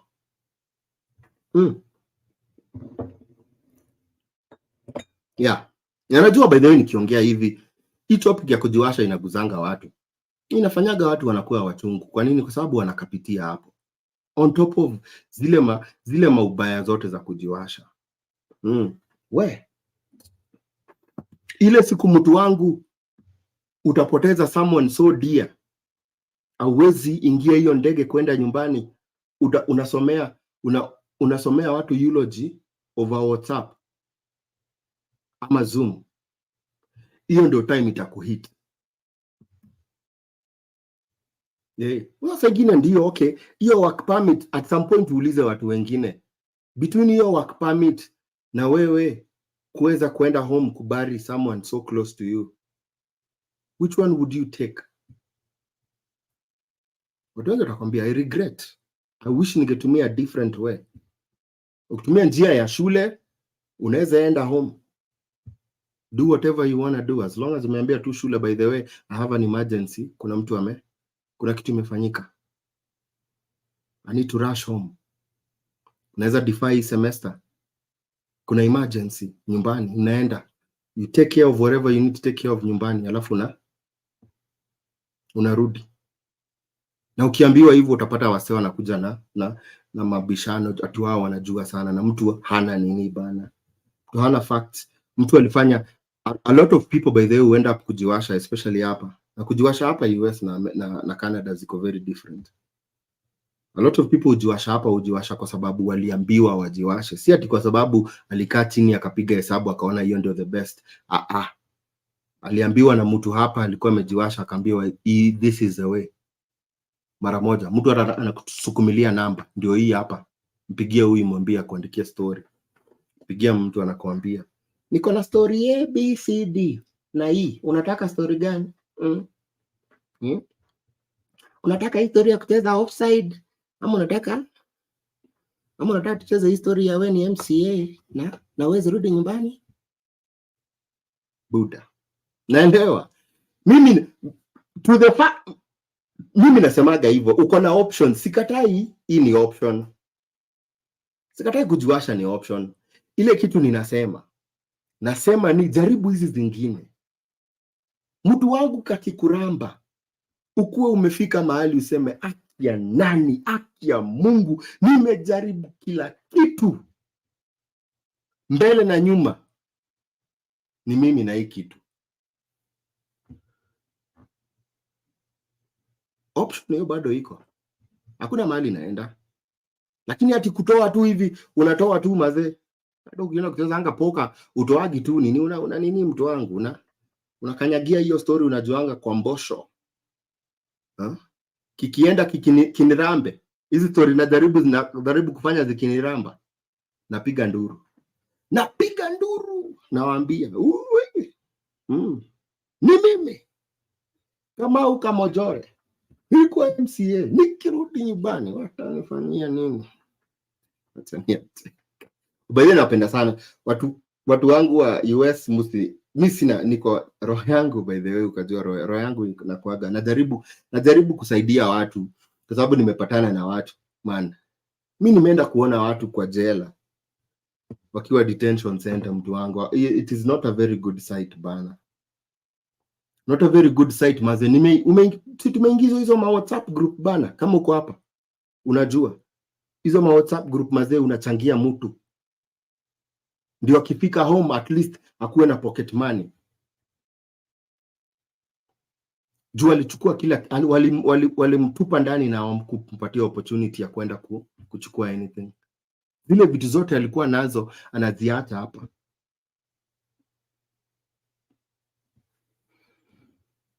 No. Mimi unajua saa ingine unaongeaga fact, unaongea out of ukweli, si kuongea. Saa ingine watu wanakujanga hapa huku jana nasemaga, me I'm always open to listen, kama nimekosea nikosoe. But saa ingine ni poa tuongea out of fact na ukweli. Ukweli kwa ground. Man, ukishaiona msema amedipotiwa ndio buda, ndio time utajua.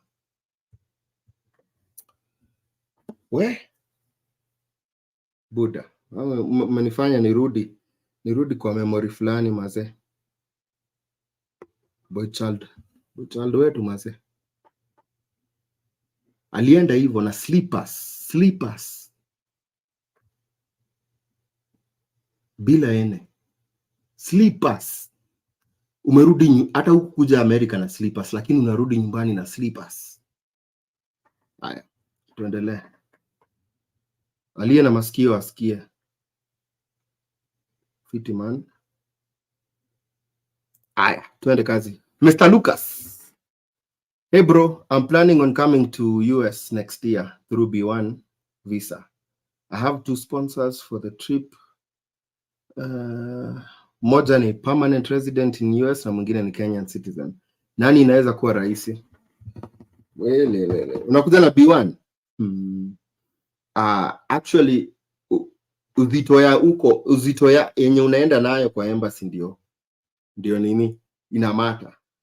Kama uko na huyo sponsor by the way, na unakuja na B1 B2. B1 B2 ni visitor visa. Kama unaweza man ni wewe nyumbani, si atana na wao. Actually nini USCIS wanasemaga nini? Guarantees na watu wa hapa ndani ya US azimati. So hauhitaji sponsor ukikuja na B1 B2. Unahitaji kujisimamia.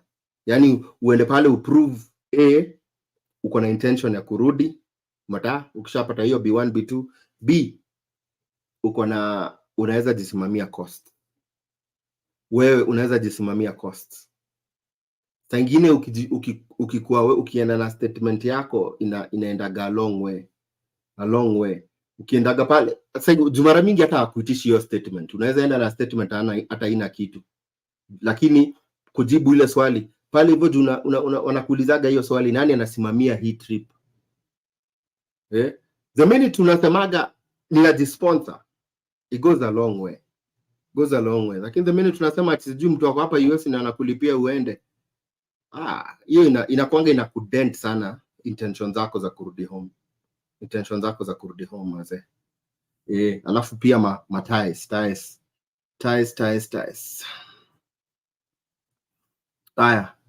Gio Kimani anauliza, hi bro, if I was denied a visa to Canada, will it affect my application to the US? Jibu ni hizi countries zote mbili ziko North America, kuna vitu zina share mingi sana, lakini Canada na US are 2 sovereign nations. Sawa. So kama ulidinaiwa Canada, haina uhusiano yoyote na US. Sababu ukienda pale US hawakuulizangi have you ever been denied any visa from any other country. Kuna swali kama hiyo. Ile swali tu US wanakuulizanga, ushainyimwa visa before na sisi? Kwa nini? Kwa sababu every country is sovereign, iko na vitu zake. Canada, ukinyimwa na Canada, watu wanaoganga by the way. Wengine wanakujanga unanyimwa na US, unaoga, unarudi soko, unaenda unapewa Canada. Na maisha inaendelea. Niambiaga vectors manze. Si lazima ukuje. Kama umejaribu US imekataa, jaribu country nyingine. Enda Gulf. Cheza hapo na Gulf. Ama ingia kwa cruise ship. Cheza hapo kwa cruise ship. Tengeneza bank statement. Tengeneza bank statement, tengeneza travel history after hapo. Ndio unaweza jipata Europe. Kuna watu wengi huendaga Europe ndio wakuje US. Kuna watu wengi wanaendaga Canada ndio wakuje US. Kuna watu wengi wanaenda Australia ndio wakuje US. So kama umejaribu nini moja imekataa, jaribu nini zingine. Juu ya vectors. Kama kuna kitu mwalimu wa hesabu by the way, asante sana, ulitusaidia ni vectors. Juu vectors tunatumianga. Unaweza enda to the same point through a straight line, ama unaweza pitia a different direction kuja to the same point. Hope nimekujibu. Kudinaiwa yako ya nini haina nini. Doesn't matter. They don't matter. America hawataangalia. Team Kenya nauliza, what about C1D? Is it possible to change it to anything? Another good question. Mimi kama kuna vitu na kuanga na shida nazo ni A, kujiwasha, B, watu wanataka kukaa hapa US na C1D visa. Na nimewaambia mara mingi na nitawaambia tena, tafadhali usikae hapa na C1D. Rudi nyumbani ujaribu namna nyingine. Hata kama ni visitor visa ukuje nao rudi. Juu C1D wamesema categorically you cannot adjust your status ukiwa na C1D. What does that mean? Na visa yenye hauwezi adjust status yako ni shida tupu. Unajua kwa nini? adjustment of status inamaanisha ukikuja hapa na C1D upate mtu wa kuoe, hauwezi pata green card. Ukikuja hapa na C1D upate shule ya kuenda, hauwezi change upate F1 visa. Ukikuja hapa upate kazi ya J1, hauwezi change upate J1 visa. Why?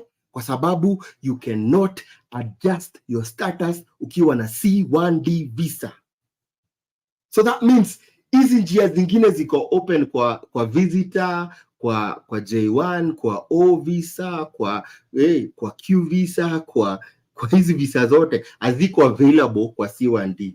The only option uko nayo na ni kadogo, hata si nini, nikakujiwasha na nikashimoka hivi kadogo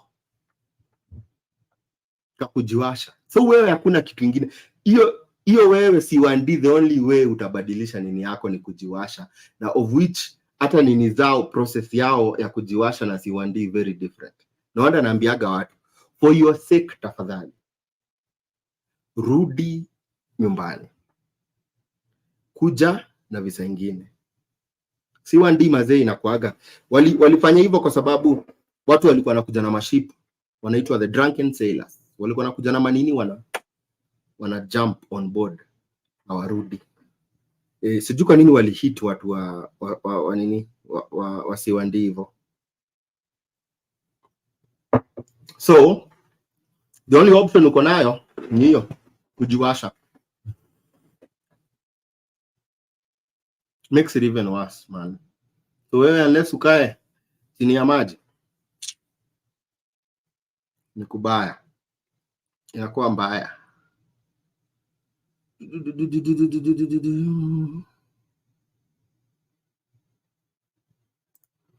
Oscar nauliza, how do I register a company in the US on a visitor visa? Get 18. I want my business to apply makaratasi for me, please help. Kuna hiyo nini? Kuna hiyo visa ya ni I think ni visa, ngoja. Hii ni investor visa. But investor ni different. Kuna I think iko under category ya visa. But wanakuambiaga hivi, by the way, hauhitaji makara kuapply kunini kuregister a business hapa hivi in the US. What you do, just go to the Secretary of State kwa ile state unataka kuregister hiyo kampuni yako. Kampuni mingi ziko registered Delaware kwa sababu ya taxing ya Delaware. But you can also register unaona kitu kama South Dakota. Those are some of those states ziko favorable kwa companies, kwa sababu kitu kama South Dakota hakuna income tax, na lakini Delaware ndio kampuni mingi zimeregistriwa Delaware. Unaenda kwa Secretary of State, una register kampuni, hauna nini, wewe bora tu umecomply na whatever, umecomply na whatever hiyo Secretary of State wanasema, utaregister tu kampuni. Alafu I think from there, sitaki kuongea off my head, but I think it's an visa. Kuna vile nimefanya video ya investor visa kwa YouTube channel yangu, but umenirudisha mbali. Kili yangu imedrawniwa na nini, na kujiwasha. But yeah, there's a way unaweza nini, biashara yako inaweza kupatia makara hapa US. Michael Komiswa. Michael, what's up maze? What's up my guy? What's up? Charles, bro, niko Doha. Nakuuliza, niko na truck driving license, nataka niende Canada na visitor visa. How can I get a host, because I want to land there and look for a driving school that I can join, alafu ujipange. Ukienda kwa hii channel yangu, by the way, nimefanya nini kibao za kama uko Canada na hauna host. There is a host of different options unaweza tumia. Kuna hiyo visitor visa, unaweza kaa kwa Airbnb, unaweza kaa kwa hoteli, unaweza tafuta msee na akona karuma na rent. Kuna kwaga na nikakupatia website kadhaa kama Craigslist iko wanakuaga utapata very cheaply nini. Mtu ana rent ka room mia kama 4, very cheap. So si lazima kuwe na host, otherwise unaweza kaa kwa hoteli, unaweza kaa kwa Airbnb kama una host kama visitor. So si lazima kuwe na host. But kuwa na plan. Ukienda pale hivyo kwa port of entry watakunini, uko umejipanga poa. Kama whatever ulisema unaenda kuvisit, make sure imeandamana na ile kitu umefanya. Unaweza enda, niwaambiaga unaweza enda kuona Canada, kwenda kuona Niagara Falls, unaweza enda Banff, unaweza enda sporting activities. Kuna vitu mob zina happen in Canada. Unaweza enda horse racing, enda vitu mingi, ice hockey game, unaweza enda basketball game. Hockey by the way ni kitu kubwa sana Canada. Hockey ni big Canada, but also tourism.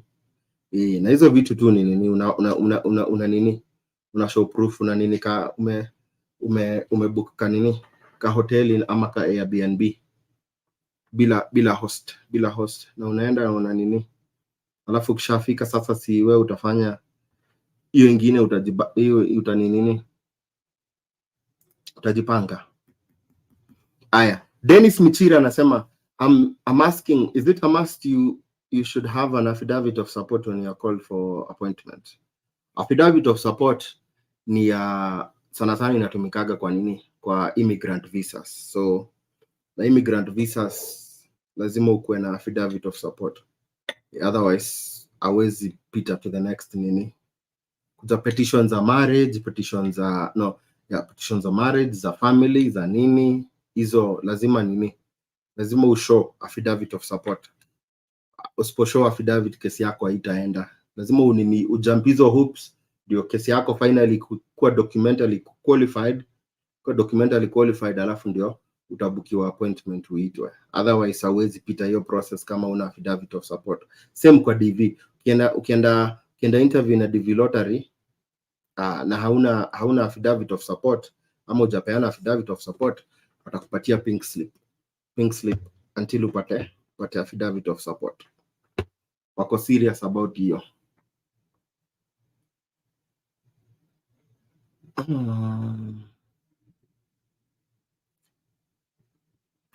Would you please elaborate more about Empower?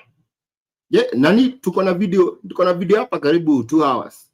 Nani, Freddy, kuja hapa kwa YouTube channel yangu The Kenyan American Home. Tulikuwa na live, nili interview nani Rotich alikuja hapa na Empower Financing. Iko na all the information you need to know about Empower. Interview ilikuwa poa sana.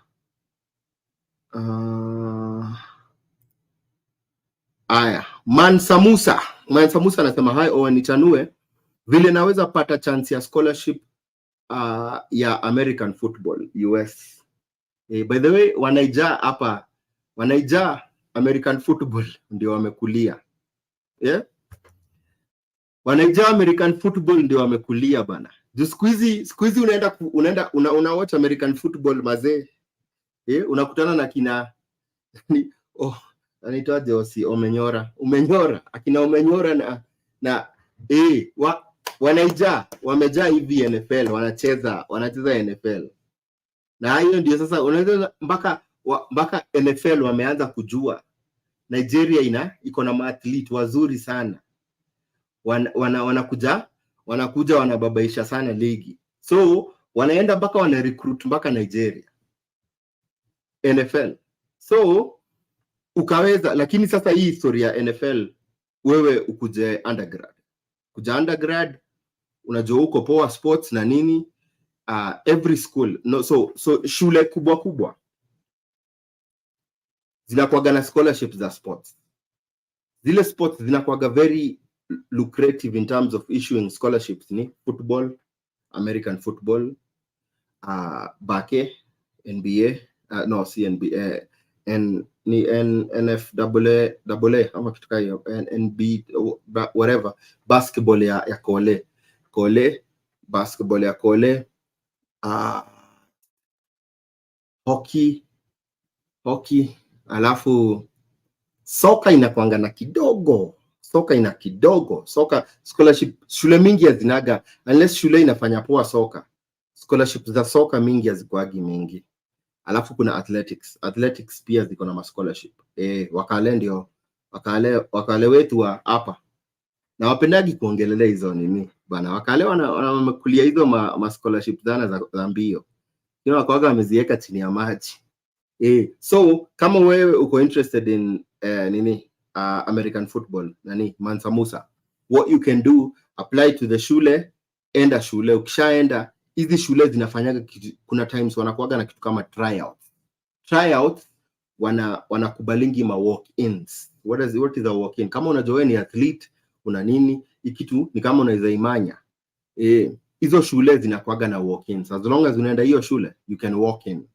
Unaweza walk in, ama saa nyingine tu wana invite nini watu wako, kama uko talented, kuna hii nini ya walk in, unaenda unawashow skills zako, anaenda anakuscout, anaona wewe ni mtu wa aina gani, ikiivana mzuri na ujamana. Na si lazima ati ukue ati umecheza sijui football for ya nini. Kuna talent na kuna ma scouts atacheki nini yako, ajue huyu msee ako na raw talent, tukimleta itaweza. Na hivyo ndio hizo scholarships zinakuanga full. Na sasa ukiingia kwa kitu kama nini American football man, hiyo inakufungulia mazee. Alafu uende hapo kwa mzuri actually in a way that unaweza maliza uingie into the NFL ama nini. Wewe mtu hata usinini ndio hapo unaendaga mtu wangu, ukikuwa na talent, kama una talanta ya sports athletics, unaweza cheza. The football iko na positions mingi maze. Kama wewe ni mtu wa mbio, uko na good hands, kama wewe ni Bambam Bigelow, jamaa wa misuli, una talent ya kutackle watu na nini. Kuna defense. So the football inakuaga, kuna watu football iko na kitu inaitwa offensive line. Offensive line ni watu wamekula kama mimi. Offensive line wao ulipwa kukula. Yani umse akona ngapi? Hebu nione hizo ni pounds ngapi. Umse yani unalipwa ukishow up kama umekonda. Unaweza hata somewa. Wanakulipa ukule. Unalipwa ukule. Ukishow hapo sijui ati umekonda hapo unaweza utapoteza kazi bana. So ani majama unasikia mse ako karibu ako na kilo kama 180. 180 offensive line. Ni watu sasa umse anakulaga, unapata yani ile chakula anakula mazee, kukaa moja anachapana na kuku kama 12. Umse lazima akule, juu position yake ni ya hivi. The more bulk uko na the more fit uko, the better. Juko pale kama unajua football vile inaendaga. So football iko na positions mingi. Iko na players 11. Kuna hao mase wa big ya wanaitwa offensive line. Waso big sana mazee hapo hivyo. Watu wamekula. Watu nikisimama mbele yao mazee, na mimi si ati vile nimekonda ninakaa mse nimekonda. So kuna hao wase hapo hivi. Kuna wase wanaitwa running back, kama wewe ni mse. Wale watu wanapenda kuhit, unachukua nini una run, una mbio. Kuna wide receiver, watu una good hands na nini kadhalika, whatever. So football iko na so many positions. Unaweza kuna watu pia, na nimeona siku hizi by the way hata wameanza kurecruit wase wa soka. Juu kuna jamaa fulani hapo wa Dallas Cowboys, jamaa alikuwa anacheza soka, amekuja hapa akakuwa revelation. Watu wa Dallas, watu wa Cowboys watawaambia, jamaa alikuwa soka player, amekuja hapa kicking, transition vizuri sana from kicking to kicking the football. So kama unaweza hiyo bake football sports ni njia moja ya kupata scholarships. Haya, watching from Modhurwa. Mwasa nauliza kujoin army huwa process rahisi, is it good hustle? Cause mimi huanda mbona USA people huogopa na vile DV winners upenda kuwa serviceman. Ina nini? Lazima nini hiyo army lazima uko na green card ama uko wewe ni citizen, alafu pia pengine miaka ina mata. but pia physical health yako kama unaweza nini. Army si story na ati itakulipa pesa mingi, ajua walipi pesa mingi, but ni wase wanaanza kama unaanza life hapa hivi na una structure, una mtu, unataka msee anaweza kukuguide ukuwe na ka structure ukiingia life yako America. Army inaweza kwa option kwako, alafu pia Army iko na benefits kibao, na hiyo topic tumeongelelea sana. I think nimeleta watu wangapi? Nimeleta watu 2 ama 3 wakiongea story ya Army, vile waliingia Army na some of those things. Ukitaka cheki kwa YouTube channel yangu, piga content na watu walikuja na DV wakaingia military. Ni option moja, lakini si ya kila mtu. Eric Karike anasema but to know about the visa bulletin Aki. I don't get how they are doing it in Africa. Visa bulletin inakuaga, acha nifungue page.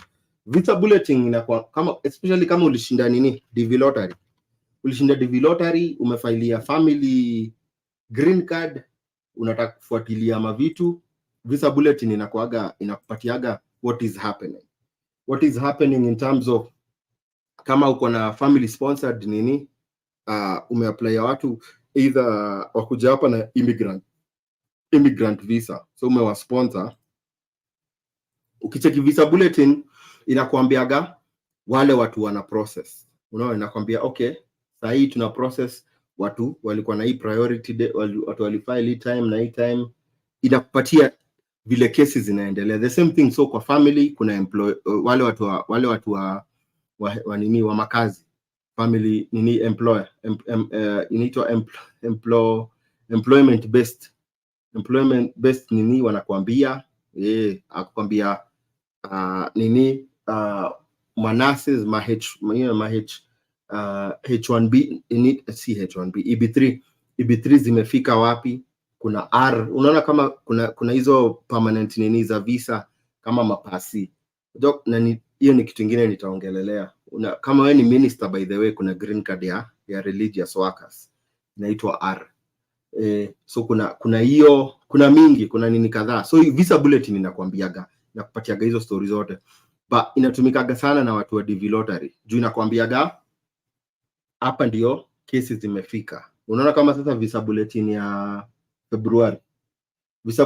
February inasema, no, ya Januari inasema Afrika saa hii Januari watakuwa na process case, mtu wako na case number 22,000 kwenda chini. So kama case number yako ni AF 22,000 kwenda chini, utakuwa ushapata tuenele yako nini, utakuwa ushapata tuenele yako. Watakuwa na focus na hiyo kwa month of January, watakuwa na focus na hizo kesi 22,000 and below. Alafu nateremka hapo na cheki visa bulletin ya nini ya February wataongeza from 22,000 to 26,500. So kama kesi namba yako ni 26,500 kwenda chini, hiyo kesi yako inakuwa current, alafu sasa inalingana na embassy, vile embassy umeapply, embassy unaenda nini, vile wanapatiana hizo, unajua. So hii ni Kentucky Consular Center inasema hizo case number 22 kama January nasema case number 22,000 and below ziko current, ziko fiti, wanaweza tumiwa to NL anytime, waambiwe ile time wataenda visa. Alafu ile kitu inamata ni embassy. Juu lazima embassy iambie Kentucky Consular Center, iwaambie by the way kuna slots hizi nataka unipatie watu hivi na hivi. So embassy ndio inamata, embassy ndio ina decide kama utatumiwa to NL. So kesi yako inaweza kuwa iko current 22,000, lakini embassy pale bado wako slow kuprocess hizo makesi. So ni product ya case number yako kukua current na embassy yenye unafanyia. Kama uko hapo Kenya, uko hapo nini Tanzania, ina depend na vile wanafanya hizo ma interview. Ni complicated process. Aya wadau, tumekaa sana hapa hivi. Maximilian Goya anasema kweli KAH, Kenya American Home. Nilipata Mjerumani huku akanishauri kuwa inabidi niwe mchoyo mwanzoni nisimame ndio nisaidie watu nyumbani. Kweli, inabidi maze. Jipende. Usipojipenda, utaumia. Unajua ile kitu watu waelewagi ni at some point kitu ikuje kikurambe. Unajua niliwaambiaga siku moja ndakuja kuwapatia story yangu maze. Story yangu haijakuwa tu nywee hapa Amerika. Kuna time kimeniramba. Kuna time kiliniramba. Siku moja ndakuja niwapigie hiyo story mtu wangu. Kuna time kiliniramba. Nikarudi zero. Nikarudi zero. Hiyo siku wale watu nilikuwa nasaidianga mtaa.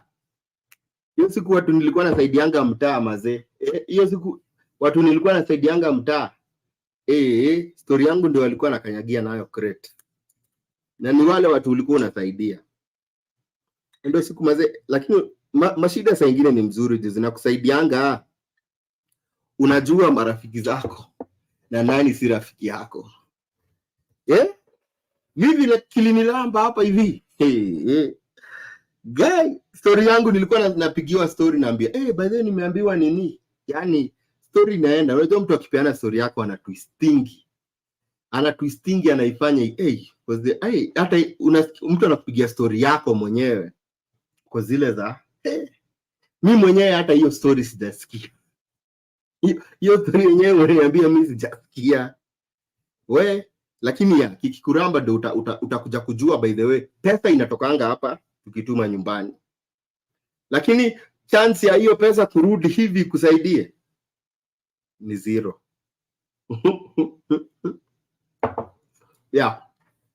Ndio unaambiwa mazemba jipange. Jipange juu ukingoja nyumbani wakupange mtu wangu utaumia. Everyone. Kila mtu anakuaga na story. Kama Juma zao unaendaga kuna mahali juu kila ziko si ati ni opportunities umekosa. But sengine unakuta especially kwanza story ya stress, depression, mental health, hiyo kitu kama inabit watu sana. Juu sasa unakuta especially kama kuna watu huu tupige example juu TikTok inakuaga TikTok maze. TikTok usipokuwa na thick skin mtu wangu ukikuaga ni msofty TikTok mtu wangu una nini. So wase wengi uingiaga hii social media bila kufikiria. Unajua ukiingia mahali kama mtandao mtu wangu lazima ukuwe umedeal na insecurity zako. Juu utatokea tu hivyo msata ata point out insecurity yako mtu wako itakuuma. Na hiyo ndio upelekaga watu inakuingiza kwa nini. So lazima na matromo uko nazo manini pitiaga muambiaga pitia hizo before ujitoe hapo social media. Make sure mtu akikwambia kitu haitakupeleka tu down. Juu watu ingiaga hapa bila kujua hiyo. Watu wanaanza kukupiga. Unasikia hapa sijui kama wewe ni msee unaogopanga vile unakaa, sijui uko na kitambi na nini, uso yako vile inakaa. Sijui kwanza madem unacheki body yako na nini, unakuanga insecure na nini. Hapo unaingiaga social media wanakupoint out, wanasema. What happens? Wase wengi inauingiza into depression. Juu ni kitu mazee huku deal nayo. Zingine ni matrauma za poverty. Msee alikuitaga kitu lakini mazee hujai deal nayo, alafu wanakuja hapa mazee wanakuita, alafu watu wanajua. Wakikugonga hivi waone umepiga ka video kama umekasirika, wakugonge until ile siku utalani develop thick skin in social media.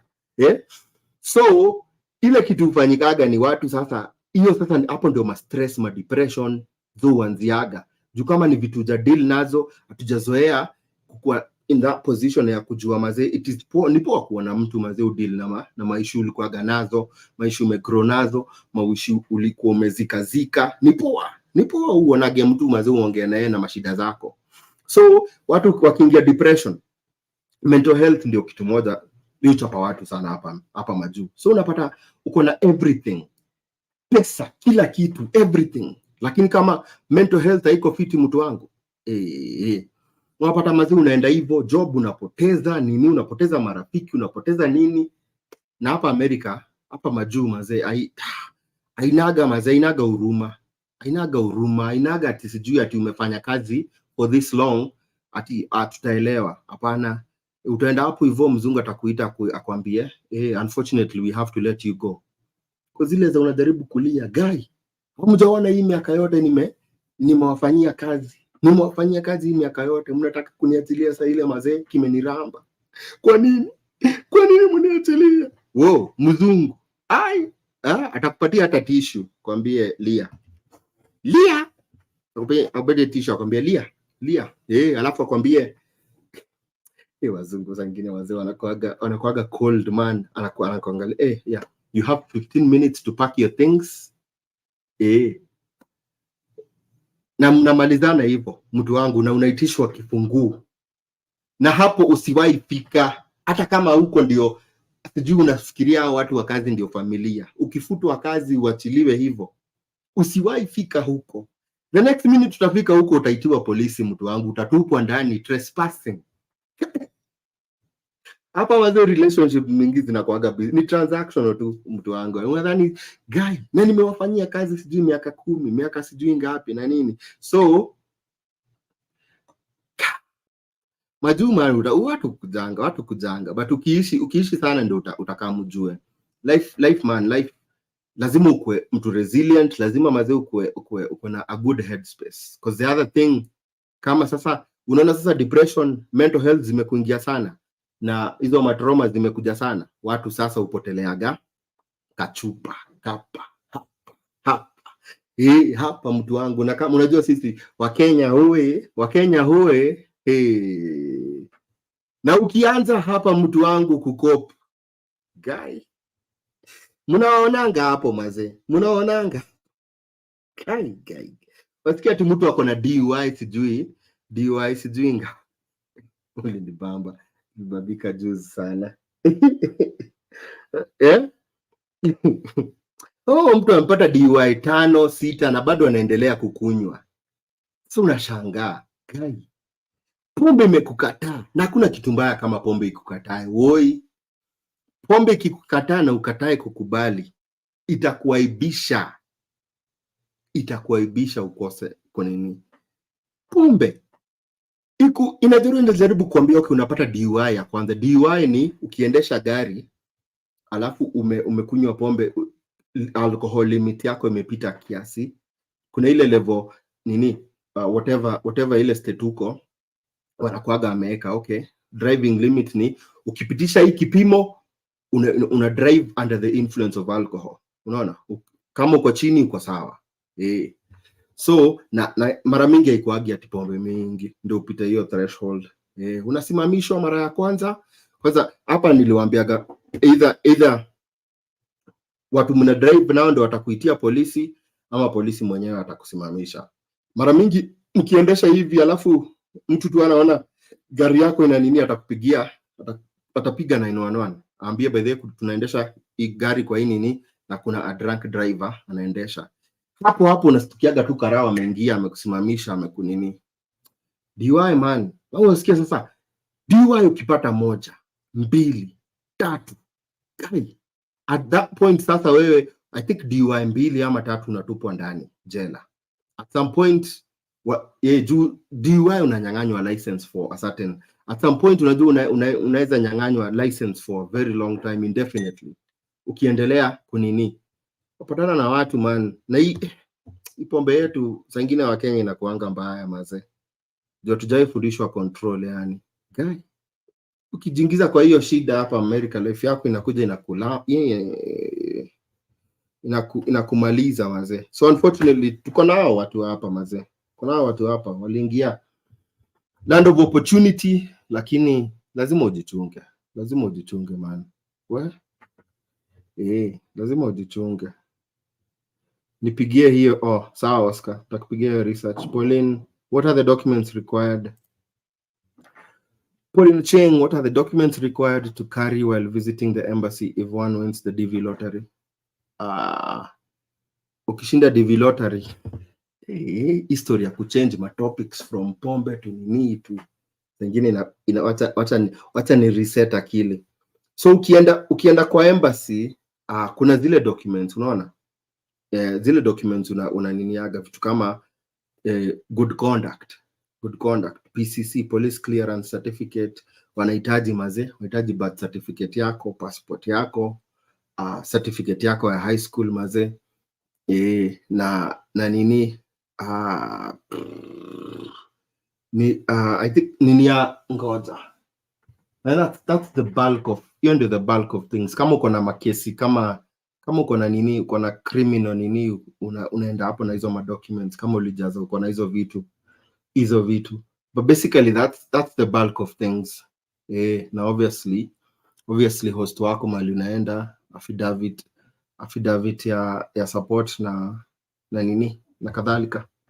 But hiyo kama uko na watoi, birth certificate zao nini, kama uko na marriage unaenda na marriage certificate, po unabeba ma extra documents zina show nini yako ya watoi wako na nini na familia yako, but alafu pia obviously confirmation page ya nini yako ni receipt zako za kulipa, medical washatuma, and basically that's it. Hiyo nimefikiria offhead, sijui nimekosea nini. Empower ni gani? Ndio hiyo nimekwambia, enda kwa YouTube channel yangu, angalia hata kwa playlist ya student, utaiona. Empower ni loan, ni kampuni wanapeana loan uende shule. Kuna zile shule wanakubali,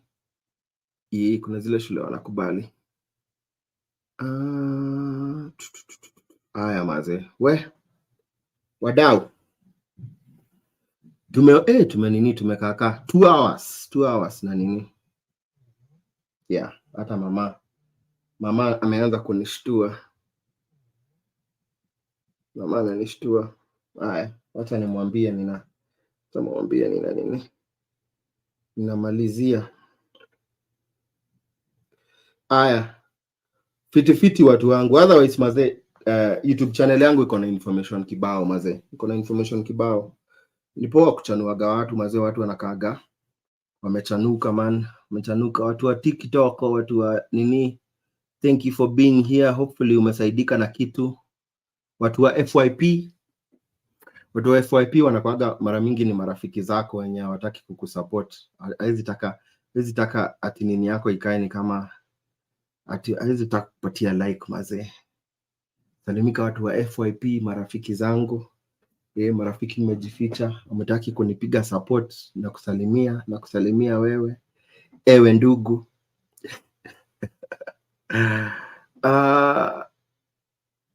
Aya, 50 Shades of Fab anasema, but changing from a visitor visa to an F1 visa is almost impossible. No, it is not. Watu wengi wamefanya hivyo. It is not impossible. So many people wamefanya hivyo. Ni information wamekosa wenye wanasema ni impossible. Information ndio imekosa.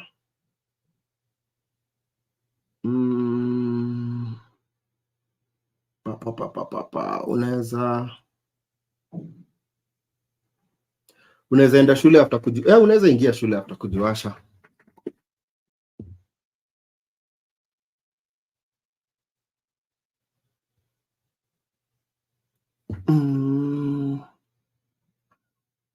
Tiki hizo mingi zilikuwaga manini.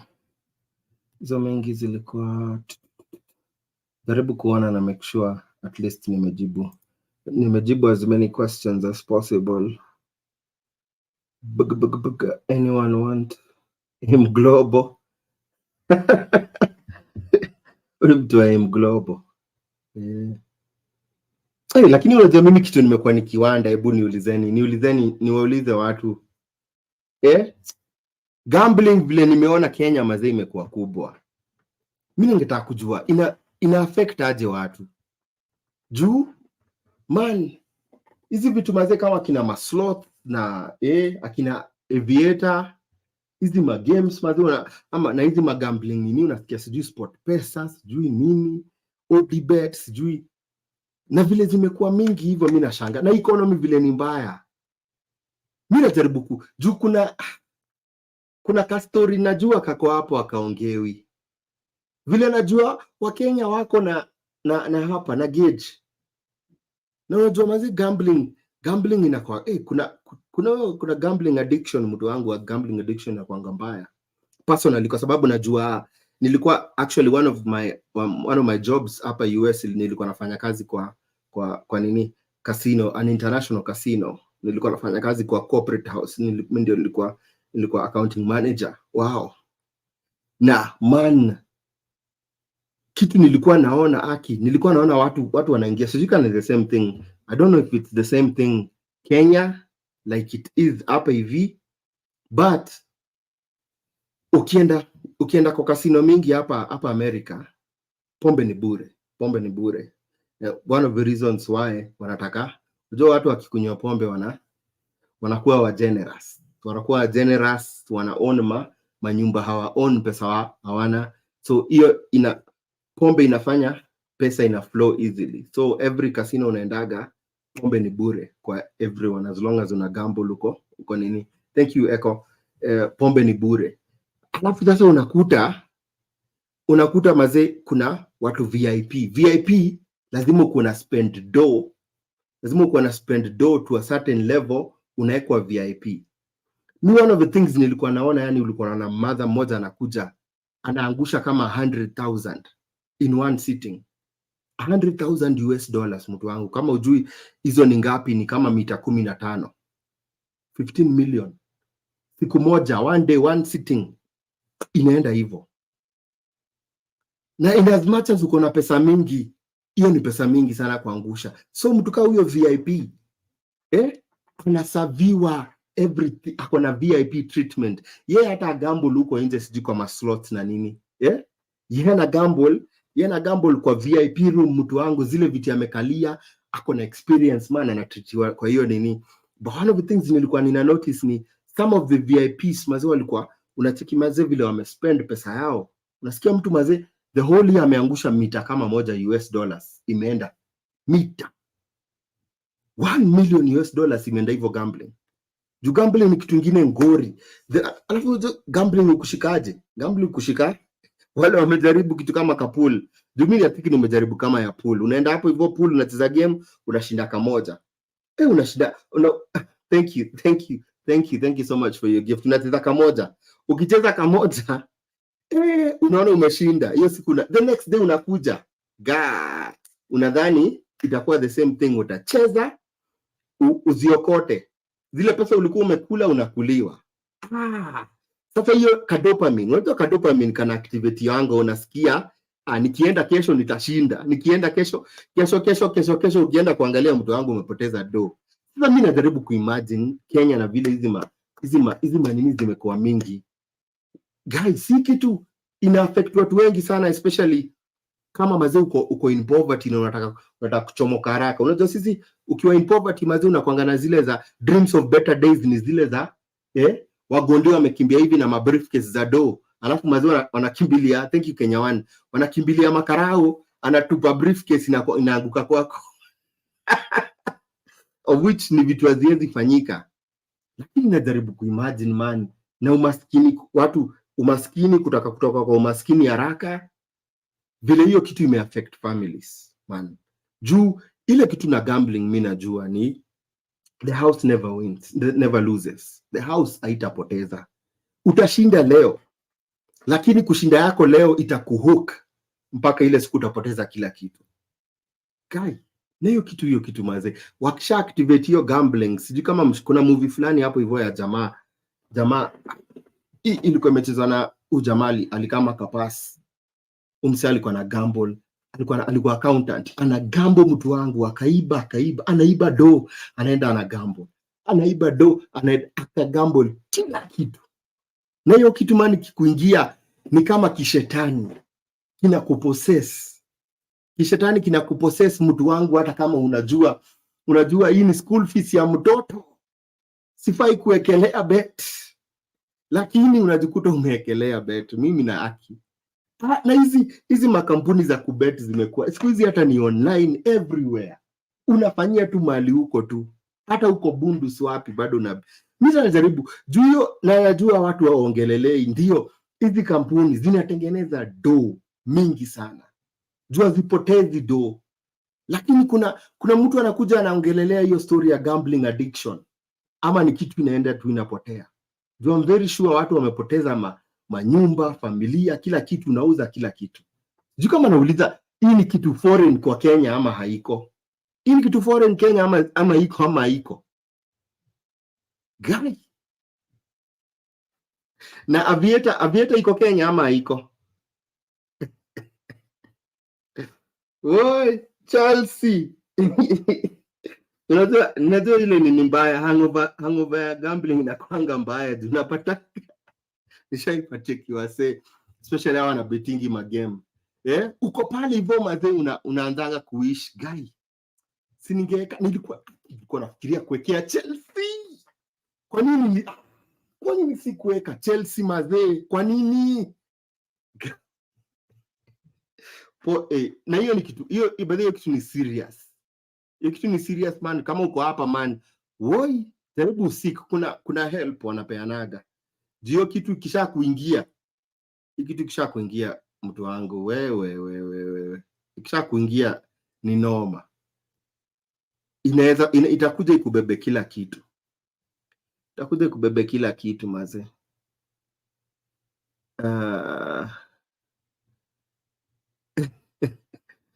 Brother kuna meno white, siri ndo nini? Unajua kuna zile ma whitening wana nini?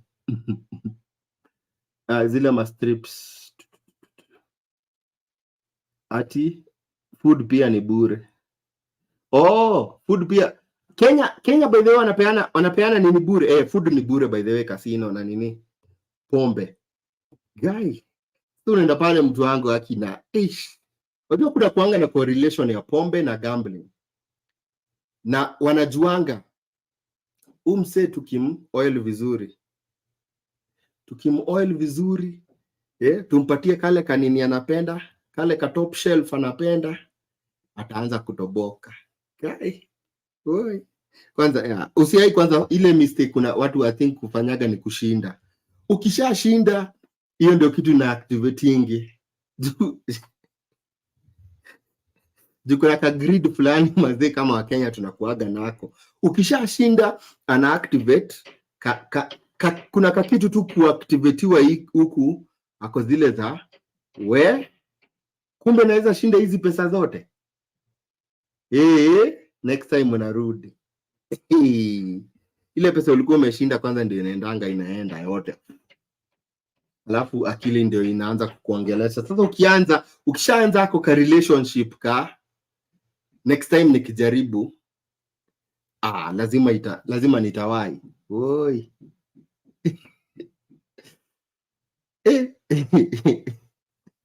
Ati limo rides ni bure pia. Downfall ni ukishinda by the way. Downfall ni ukishinda. Ukishinda ni noma. Ukishinda inakuambiaga ni kama unaweza. Nini? Haya. Poleni yenyewe by the way kama umeadhirika na hiyo story ya gambling mazee. Pole sana. Haya. Someone asks, how do you get notified that you won the DV lottery? Mei tarehe 4 ile website ulijazia hiyo dvprogram.state.gov. Mei tarehe 4 ulogin kwa hiyo, weke confirmation number, nini last name yako, year of birth, utapata results. Hautatumiwa na email, utaenda kujiangalilia mwenyewe tu vile tu ulijaza hapo. Kuna mahali kunaandikwa status check. Status check utaangalia tu hapo, itakupatia status yako.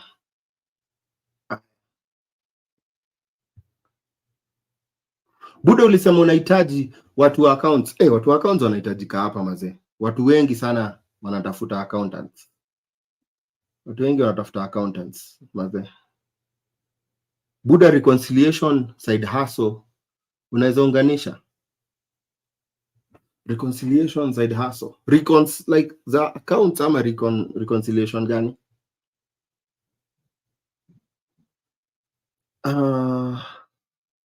Nimeanza kuwatumia email ile kesi ya 221G.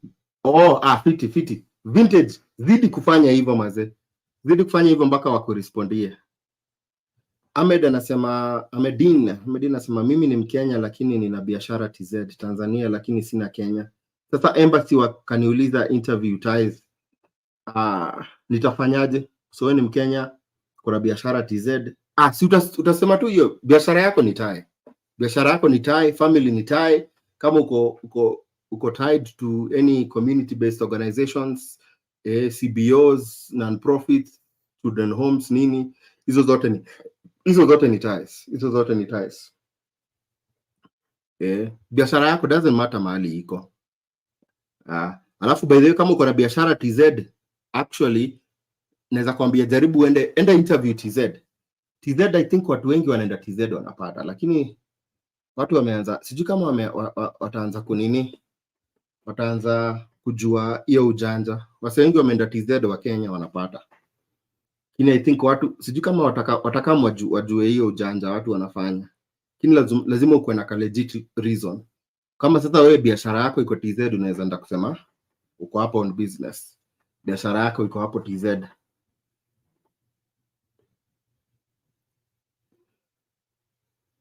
Vipi kuhusu kazi ya production management za viwandani? Niko Germany na malizia masomo ya industry engineering and management.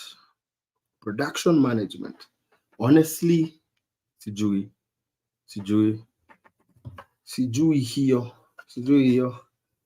Lakini umesomea industry engineering and management, man. Job za nini ziko? Jobs za engineering ziko different fields different fields. Sana ukinini, kama wewe ni mtu unaweza taka kufanya kazi mahali kuna oil rigs na nini, wanalipa poa sana kazi za engineering. Aya wadau, wata niende mazee. What can make payments for your visa application denied? Shiro, payments for your visa application? Sijui ni nini inaweza fanya payment zako zidinaiwe. King Master ni aje? Viti. Yeah. Sema nisikie. Salamu tu. Yeah. Fiti. Udem anasema payment itaweza kuwa denied unless angalia hiyo payment method ulitumia kama ni mbaya. Then embassy watakataa pesa. Ama jaribu payment method ingine. Wanakuanga na kadhaa. Unaweza lipa kwa bank, unaweza lipa na Mpesa. Wako na payments kadhaa. Jaribu kama moja imekataa, jaribu hiyo ingine. Aya mazee. Pity man. King Master siwache, wacha ni hepe hivyo.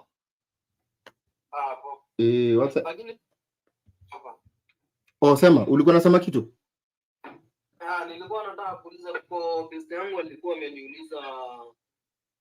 Alipata email yake leo. Alikuwa ameapply visa Canada. Okay. But kitu yenye ilituma rejectiwe ilikuwa hakuweka reason for ya kwenda kuvisit. Ya kwenda kuvisit. So alikuwa ananiuliza ni gani kwa anaweza weka ama aweke ile yangu ya research. Nikamwambia kitu anaweza kufanya kwanza afanye research ni gani sana. Watu ni gani huwa wanapeana sana, reason gani huwa wanaichukua haraka sana. Okay. Kama unaweza mwambia aje?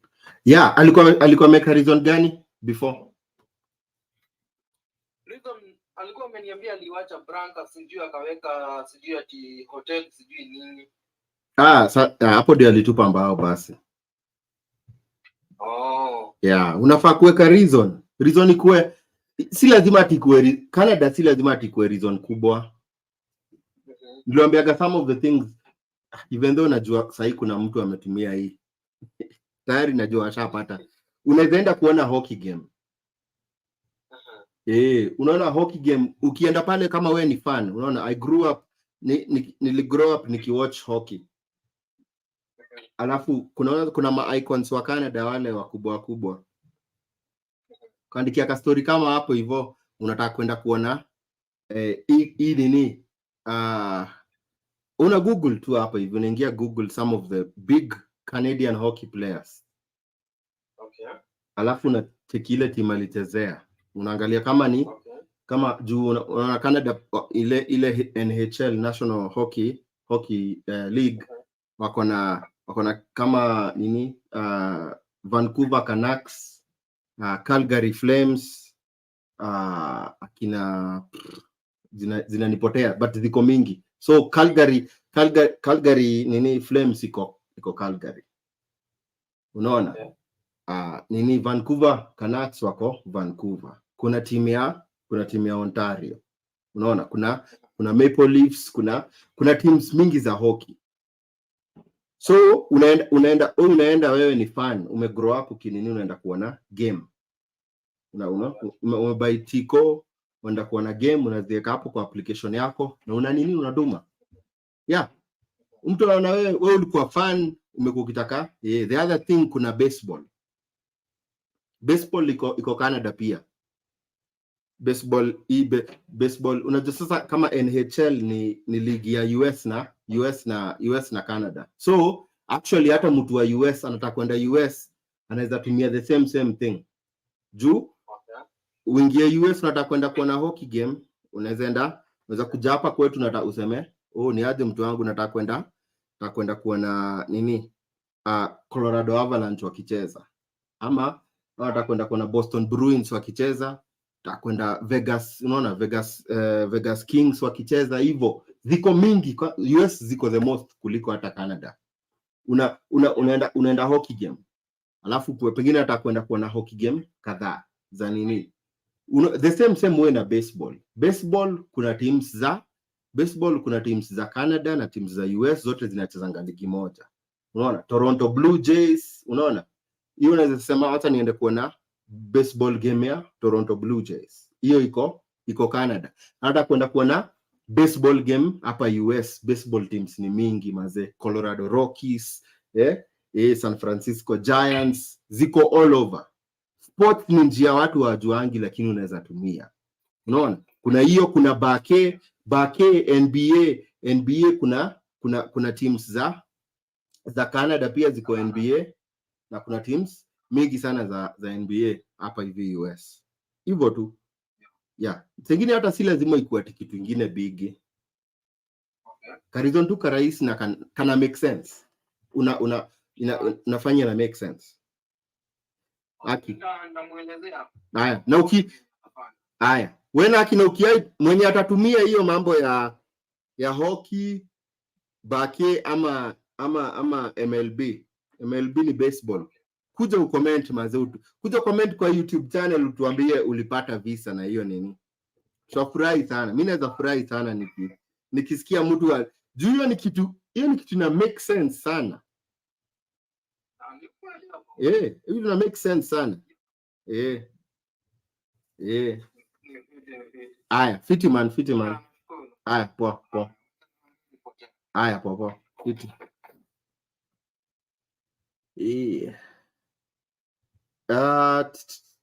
Nimeanza kuwatumia email ile case.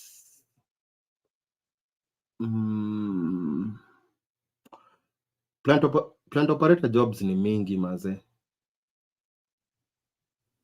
Ati, have you heard about Rosario action class for Asaili? Sijasikia hiyo. Nani? American kienyeji girl. Hiyo sijasikia, hata naenda kuiangalia. Mjomba, nimesalimika man, nimesamilika. Sawa watu wangu, acheni niende family time. Should I apply a job direct or visitor visa? Kazi ikikuja apply. Visitor ikikuja pia apply. Apply zote yenye itaweza iweze. Haya watu wangu wa YouTube, wacheni ni waninie mazee. Shukran sana na man, until next time man. Barikiweni sana. Merry Christmas. Mko na Christmas ingine fiti sana. Alafu man, na mzidi kubarikiwa. Hii mwaka kama imeisha mazee na umekuwa disappointed, pole sana by the way. Pole sana, lakini kuna next year.